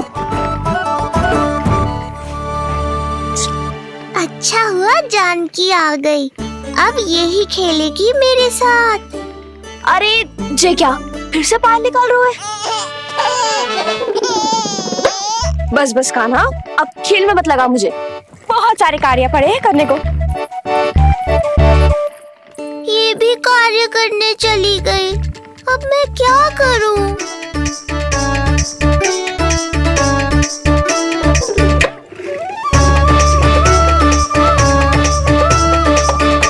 सब व्यस्त है, मेरे लिए किसी के पास समय ही नहीं है। लगता है इनका ध्यान बटाने के लिए अब मुझे कुछ करना ही होगा।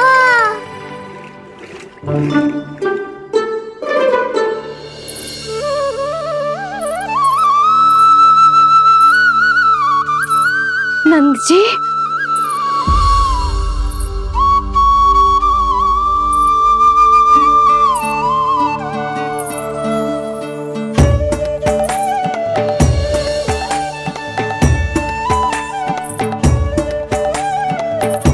जानकी, देखो मेरा लल्ला पहली बार घुटने के बल में चल रहा है।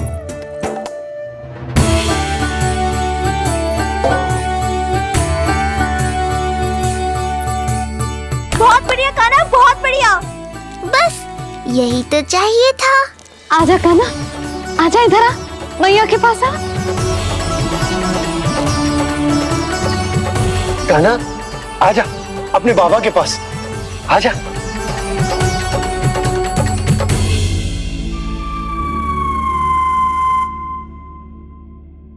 मैंने कहा था ना बाबा, शीघ्र ही आपको सांसारिक माया जकड़ लेगी और आप सब भूल जाओगे। देखा मेरे लल्ला को, अभी अभी तो इसने चलना सीखो है और अभी से इतना प्रवीण हो गए हो। आपका लल्ला, मेरा लल्ला मुझ पे गया है जी, इसीलिए तो इतनी शीघ्र इतना प्रवीण होगा, है ना लल्ला? आज लल्ला, आजा अपने बाबा के पास, आजा।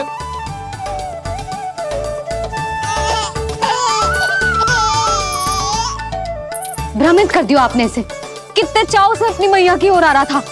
आजा लल्ला। मैंने क्या करूं, मैं भी तो इसे बुला ही रहा हूं। आजा, आजा। अब आप दोनों झगड़ने मत लगना। लल्ला जिससे अधिक प्रेम करते है ना, उसी के पास जाएगा, देख लियो। यशोदा, ये तुम कैसे प्रतियोगिता लगा रही हो? क्यों, आपको विश्वास ना है कि लल्ला आपसे भी उतना ही प्रेम करते है और आपके पास भी आ सकते है? या फिर हारने का भय सता रहा है आपको? बिल्कुल ना, कान्हा आएगा तो अपने बाबा के पास। आजा। जे हुई ना बात, अब देखते हैं कौन जीतेगा। आजा कान्हा, आजा कान्हा, अपनी प्यारी मैया के पास आजा। बाबा की उंगली पकड़ी थी ना तूने, तूने साथ देने का वचन दिया था। आजा अपने बाबा के पास।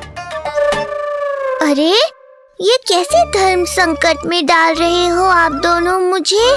कान्हा अपने मैया के पास आएगो, है ना? आजा। नहीं, कान्हा अपने बाबा के पास आएगो। आजा। लगता है नंद भैया ही जीतेंगे आज। तुझे बड़ा पता है नंद भैया ही जीतेंगे आज। कान्हा मुझे छोड़ के कहीं और जा ही ना सकता। और तू तो तरकारी लेने जा रही थी ना, जा। हाँ हाँ, बस जा ही रही हूँ।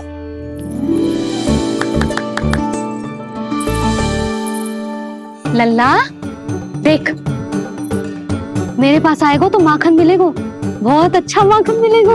आजा। कान्हा, मेरे पास आएगो ना तो बहुत अधिक माखन मिलेगो। आजा आजा आजा।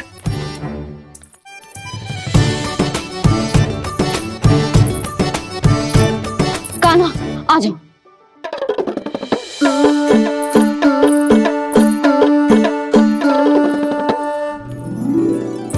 जानकी के पीछे जा रहा है, कहीं से जानकी से अधिक प्रेम तो ना होगा? ना लल्ला ना। क्यों रे लल्ला, ये करेगा तू मेरे साथ? है? यशोदा, ये सब परिहास की बात, सबका कोई विशेष अर्थ ना है। कहीं ऐसा तो ना है क्योंकि मैं आजकल इस पर अधिक ध्यान न दे पा रही तो इसे जानकी से लगाव होगा है? क्योंकि सारा दिन तो मैं कुछ ना कुछ कार्य करती रहती हूँ। सुनो जी, इसे भ्रम तो ना होगा कि इसकी मैया है कौन? यशोदा, ऐसा कभी हो सकता है क्या? तुम कुछ अधिक ही सोच रही हो। वही तो, किसी संतान को अपनी मैया के बारे में भ्रम हो ही नहीं सकता ना। जे आपके पीछे भी चला जाता ना तो ठीक था, किंतु जे तो जानकी के पीछे चला गया।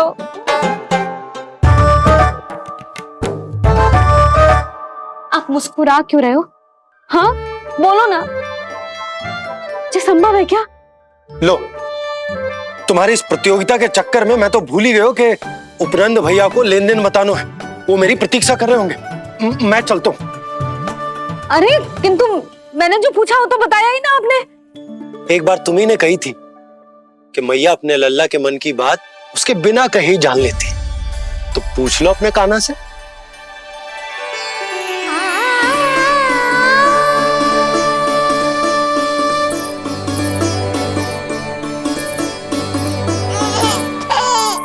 कान्हा, अब तो बाबा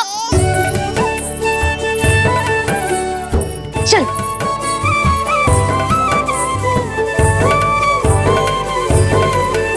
ना ना लल्ला, कुछ और ना। बाबा से प्रेम है, जानकी से प्रेम है, बस अपनी मैया से ना है ना। अरे मैया, ऐसी बात थोड़ी ना है। 9 माह तक पेट में कौन पालती है? मैया। दूध कौन पिलाती है? मैया। देखभाल कौन करती है? मैया।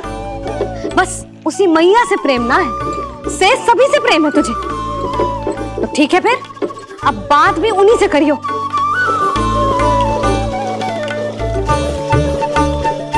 मैया तो क्रोधित हो गई, मनाना पड़ेगा।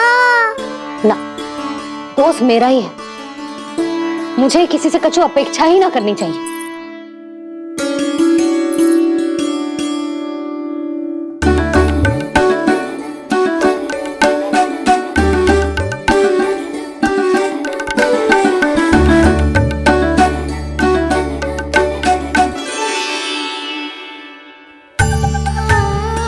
आहा, अब स्वयं को प्रेम चाहिए तो चापलूसी कर रहे हो?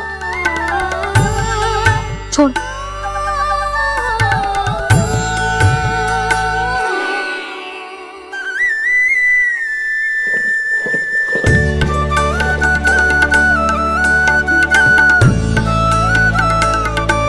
ना, अब बिल्कुल ना आऊंगी तेरे झांसे में। तू और तेरे बाबा दोनों एक समान हैं। पहले क्रोधित करेंगे, फिर मनाने चले आएंगे। जब मैंने तुझे बुलाया था तो जानकी और बाबा की ओर चला गया। अब क्यों आ रहा है मेरे पास? जा, उन्हीं के पास जा।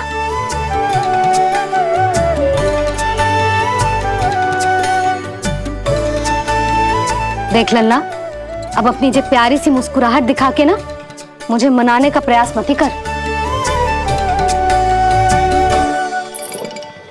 मैंने कान्हा कहाँ गया? कहाँ गया कान्हा? कान्हा? कहाँ थे अब तक?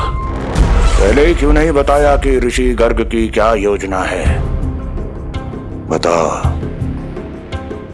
क्या देखा, क्या सुना? महाराज मैंने पूर्ण प्रयास किया किंतु मुझे कुछ भी नहीं सुनाई दिया। दबाव बढ़ा।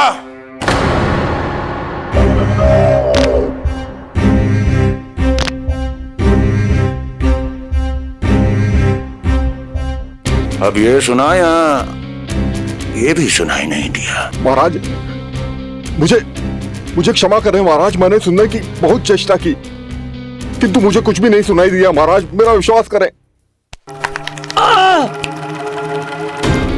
ये अर्थनाद सुनाई दिया या ये भी नहीं?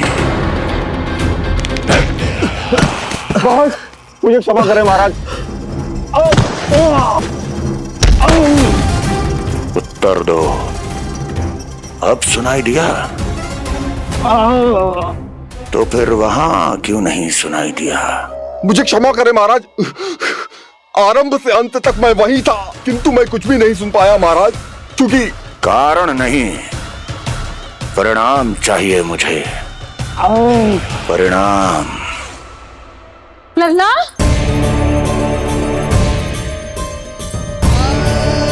लल्ला कहाँ छुप गया तू? कान्हा? कान्हा? सामने आजा मेरे लल्ला, कहाँ है?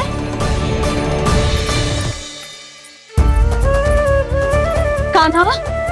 सामने आजा लल्ला, अब मैया कभी ना रूठेगी तुझसे। कान्हा? कान्हा? लल्ला?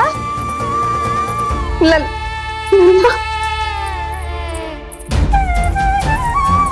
लल्ला देख सामने आ जा, नहीं तो तेरी मैया मर जाएगी। लल्ला? कान्हा? कान्हा न जाने कहाँ चला गया है, अभी तो यही था, न जाने कहाँ चला गया है। तो उसकी पायल है, कहीं बाहर तो ना चला गया कोई मेरे लल्ला को? यशोदा, कोई ना लेगा होगा लल्ला को, और वो स्वयं भी कहीं ना जाएगा, यहीं कहीं होगा। आप इतने शांत कैसे हो? आपको कुछ पता है क्या?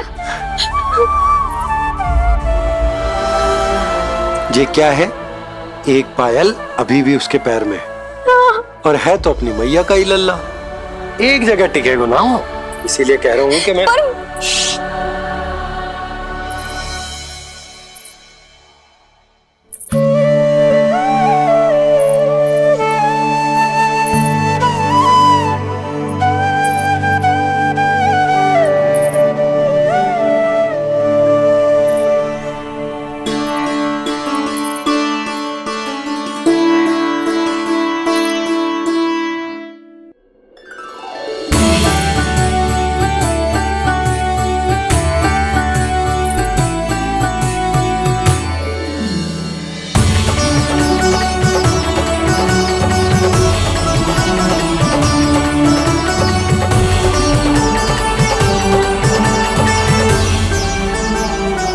दो पल बाद ढूंढ लेते मैया बाबा, माखन तो चख पाता मैं। ये क्या कर रहे है तू?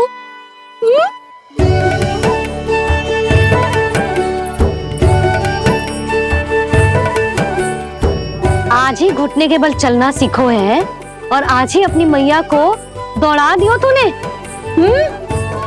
ये जो छोटी छोटी पैया है ना, इनमें पायल ना बेड़ियां पहनाऊंगी मैं। कही थी ना मैंने, तुम व्यर्थ ही घबरा रही हो, और इतना घबरा गई कि घबरा के आकाश सर पे उठा लियो। मैंने आकाश सर पे उठा लियो, और वो भी व्यर्थ में? मेरे कहने का अर्थ जे ना है यशोदा, व्यर्थ ना, मैं तो केवल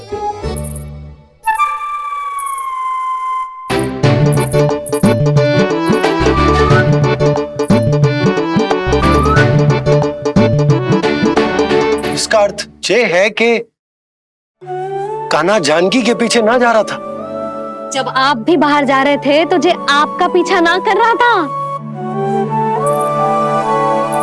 इसे तो बस बाहर जानो है। क्या चल रहा है? हाँ, चल चल अंदर चल। बाहर जानो है? अभी अभी घुटने के बल चलना सीखो है और अभी से बाहर जाना है? असंभव। क्यों? क्यों का क्या मतलब? इतने छोटे से बालक को कोई बाहर ले जाता है क्या? हाँ यशोदा, यदि ये बाहर ना जाएगो तो संसार के बारे में समझेगो कैसे?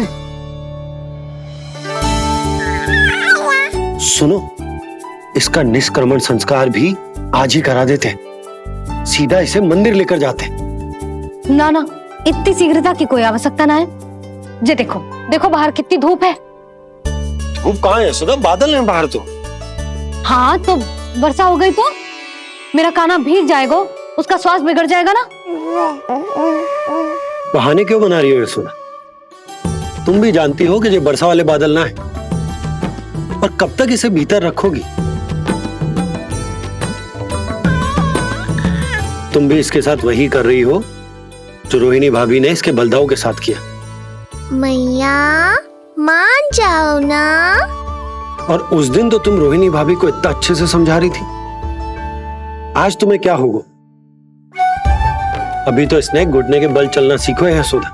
अभी इसे बाहर ना लेकर गए ना, तो जब ये पांव पर खड़ा होना सीखेगो ना, तो अकेले ही बाहर भाग जाएगो। नाना, मेरा काना अकेले कहीं ना जाएगा। यशोदा, तो फिर अभी इसे ले जाने दो और गोकुल घुमाने दो।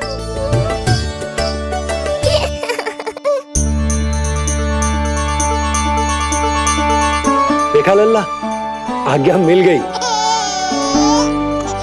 अब आज पहली बार लल्ला और बाबा बाहर जाएंगे घूमने के लिए। चल, आज बाबा और लल्ला पहली बार बाहर जाएंगे। हाँ, चलो। रुको, आपको क्या लगा था कि मैं लल्ला को अकेले छोड़ दूंगी? जहां जहां कान्हा जाएगा वहां वहां उसकी मैया भी जाएगी। कभी तो नंद और नंद लाला को एक साथ समय बिताने दिया करो। कुछ कही आपने? नहीं। तो बस फिर गौशाला से आरंभ करेंगे, फिर गांव घुमा के मंदिर ले जाएंगे इसे। मैं एक्शन में आई। देखा, अभी तो तेरी मैया मंदिर भी जाने को तैयार ना थी, और अब तुझे पूरा गांव घुमाने के लिए तैयार हो गई। इससे पहले कि इनके मस्तिष्क में कोई नया विचार आ जाए, यहाँ से चले चलो बाबा, शीघ्र चलो। दया कीजिए, दया निदान, क्षमा कर दीजिए।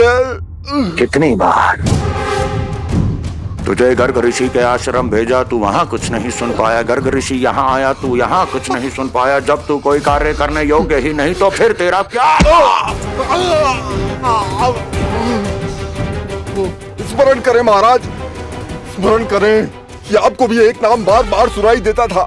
आप अपने कानों पे हाथ रख के यहाँ वहाँ घूम रहे थे, छटपटा रहे थे, किंतु हम में से किसी को भी उसका स्वर नहीं सुनाई दे रहा था। महाराज, स्मरण कीजिए। कृष्ण कृष्ण कृष्ण कृष्ण कृष्ण। जैसे उस बालक के जन्म के समय आपके कानों में ध्वनियां गूंज रही थी।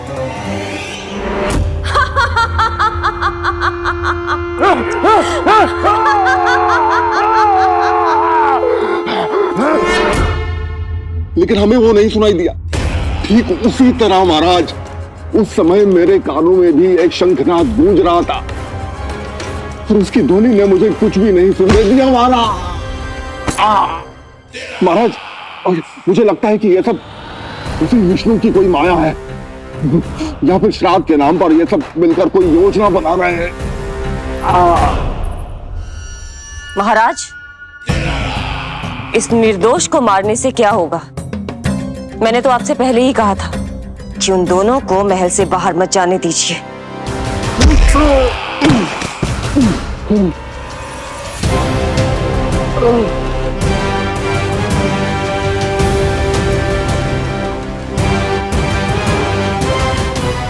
सही कह रही हो तुम। इसको मार के क्या होगा?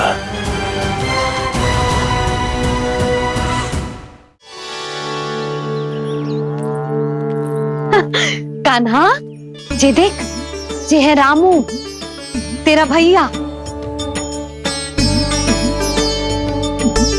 और ये है सबला, तेरी मौसी।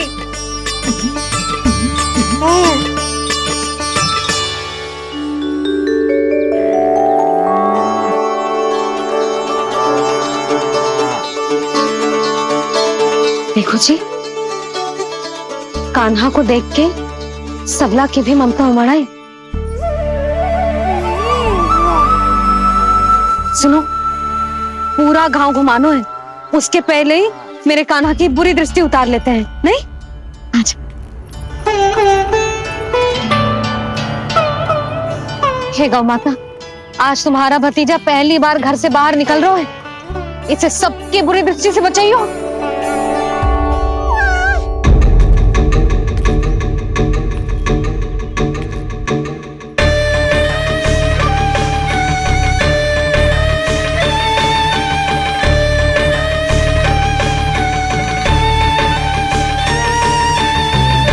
नारायण नारायण।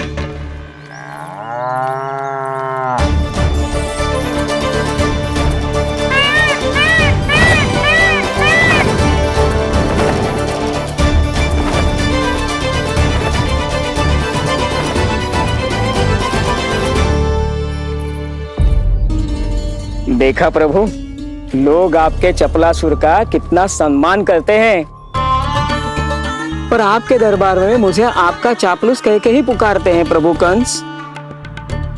पर अब ये सब बदल जाएगा। अब लोग मुझे प्रभु कंस का चापलूस नहीं, विशेष विश्वास पात्र कहकर बुलाएंगे। ये नया सिंहासन उसके लिए है जो मेरा विश्वास पात्र बनेगा, मेरे दाहिने हाथ की तरह। इसीलिए तो यहाँ आया हूं मैं, ये देखने कि प्रभु कंस का कार्य करने के लिए सब लोग इतना हिचक क्यों रहे हैं। ऐसा क्या है उस बालक में?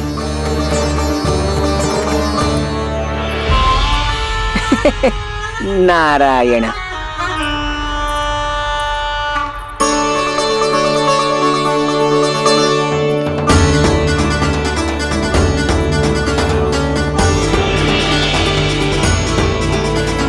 नन्ना, ये देख, ये है तेरी प्रभावती मौसी का घर।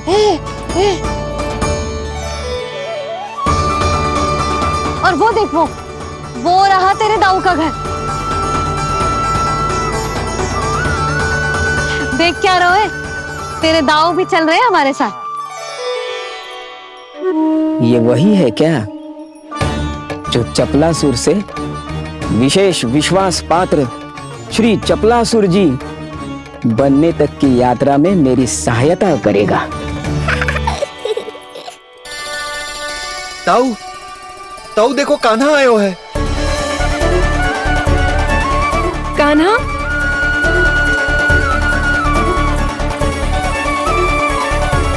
घर से बाहर आकर तो और भी निखर गए हो गोकुल का राजकुमार। हाँ, अपना पहला गांव दर्शन में बड़ा आनंद ले रहा हूँ लल्ला। सच्ची कहीं भोला भाई, आज कछु अधिक ही प्यारा लग रही है जे। जी क्या भीड़ लगा रखी है तुम सबने? हाँ, जी मेरा लल्ला है, कोई दिखावट की वस्तु थोड़ी ना है। सब घेर के खड़े हो गए। यशोदा, ये देखो, रोहिणी जीजी भी आ गई। चलो सब सीधे मंदिर चलते हैं। हाँ चल। ताऊ, बड़े होने के नाते आपको मुझे घुमाना चाहिए, पर ध्यान रखना, आज आपको मैं ले जा रहा हूँ मंदिर।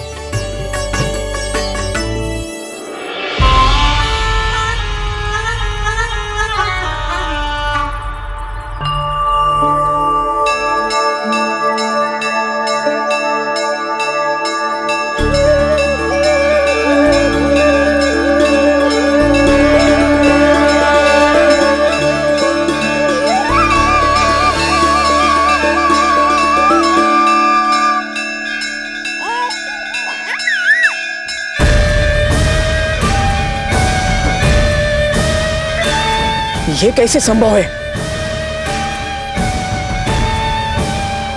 ये अवश्य वायु के वेग से ही बच रही होंगी।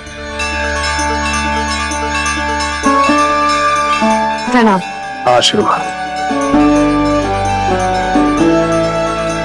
आयुष्मान भव।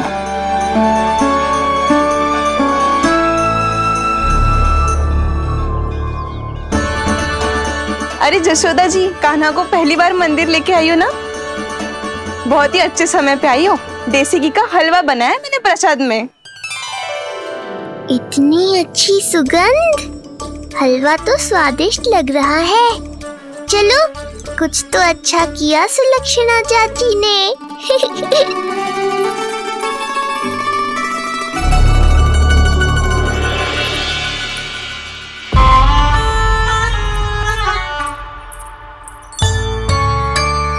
ओह, मेरे लिए इतना बड़ा भाग। पता नहीं था कि इनका हृदय इतना बड़ा है। सबको प्रसाद दे दियो, अब स्वयं भी तो खाना चाहिए। अरे चाची, पहले मुझे तो खिला देती।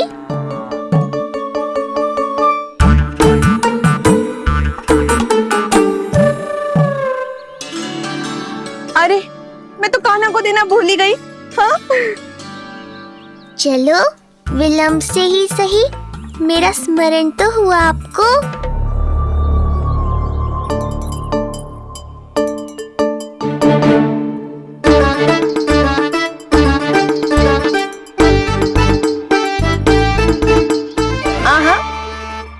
अभी नहीं खाना, तनिक बड़ा हो जाना, फिर खाना जितनी इच्छा हो। हाँ हाँ, हंस लो चाची। आपने नहीं दिया तो क्या हुआ, मेरे बाबा अवश्य देंगे, देख लेना। बाबा, मुझे क्यों नहीं खिलाया आपने? दाऊ, मैं आपको घुमाने लाया, कम से कम आपको तो अपने छोटे भाई का स्मरण रखना चाहिए। मेरी मैया मुझे अवश्य खिलाएंगी। देखो जी, इसका भी मन कर रहा है खाने का। मैया है ना, तेरी मैया ने अपने कान्हा के लिए पहले से बचा लिया था। ठहरिए रानी जी। पहली बार कुछ खाने को मिल रहा था पंडित जी, रोक क्यों दिया? अभी बालक का अन्नप्राशन नहीं हुआ है। हाँ यशोदा, सदानंद जी सही कह रहे। दूध मुहे बालक को ठोस अन्नप्राशन के पश्चात ही खिलाना चाहिए।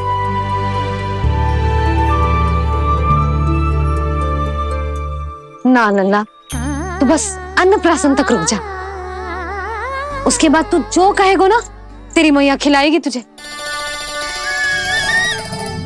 ये तो साधारण सा बालक है, बहुत ही सरलता से मैं उसे अपने मार्ग से हटा दूंगा।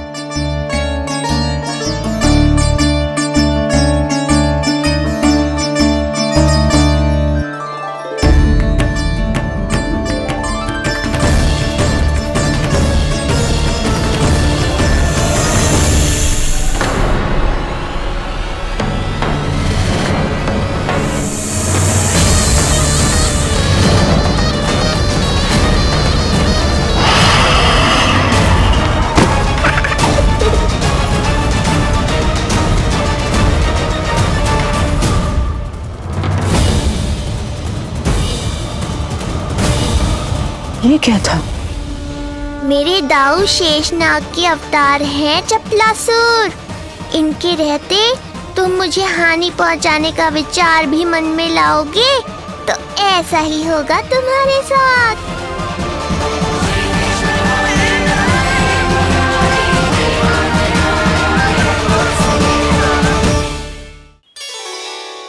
दाऊ, अकेले अकेले प्रसाद खाकर ठीक नहीं किया आपने। पंडित जी, जे हमारा कान्हा घुटने के बल चलने लगो तो क्यों ना इसका अन्न से परिचय करा दिया जाए। नंदराज जी, 2 दिन में पूर्णिमा है, बहुत अच्छा दिन है, तभी कर लेते हैं अन्नप्राशन संस्कार। दिन की प्रतीक्षा और करनी पड़ेगी। जिज्जी, मेरा तो मन किया आज ही कर दूं अपने कान्हा का अन्नप्राशन। यशोदा, मैं तुम्हारी हृदय की पीड़ा समझती हूँ, पर तुम्हें और तुम्हारे लल्ला को 2 दिन और ठहरना है, ठीक है? अरे अरे अरे, बस भर गया।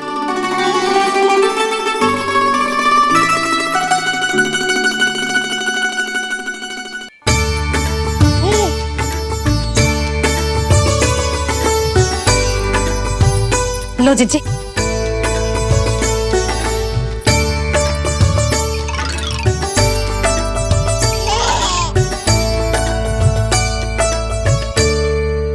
प्रसाद नहीं मिला तो माखन तो है।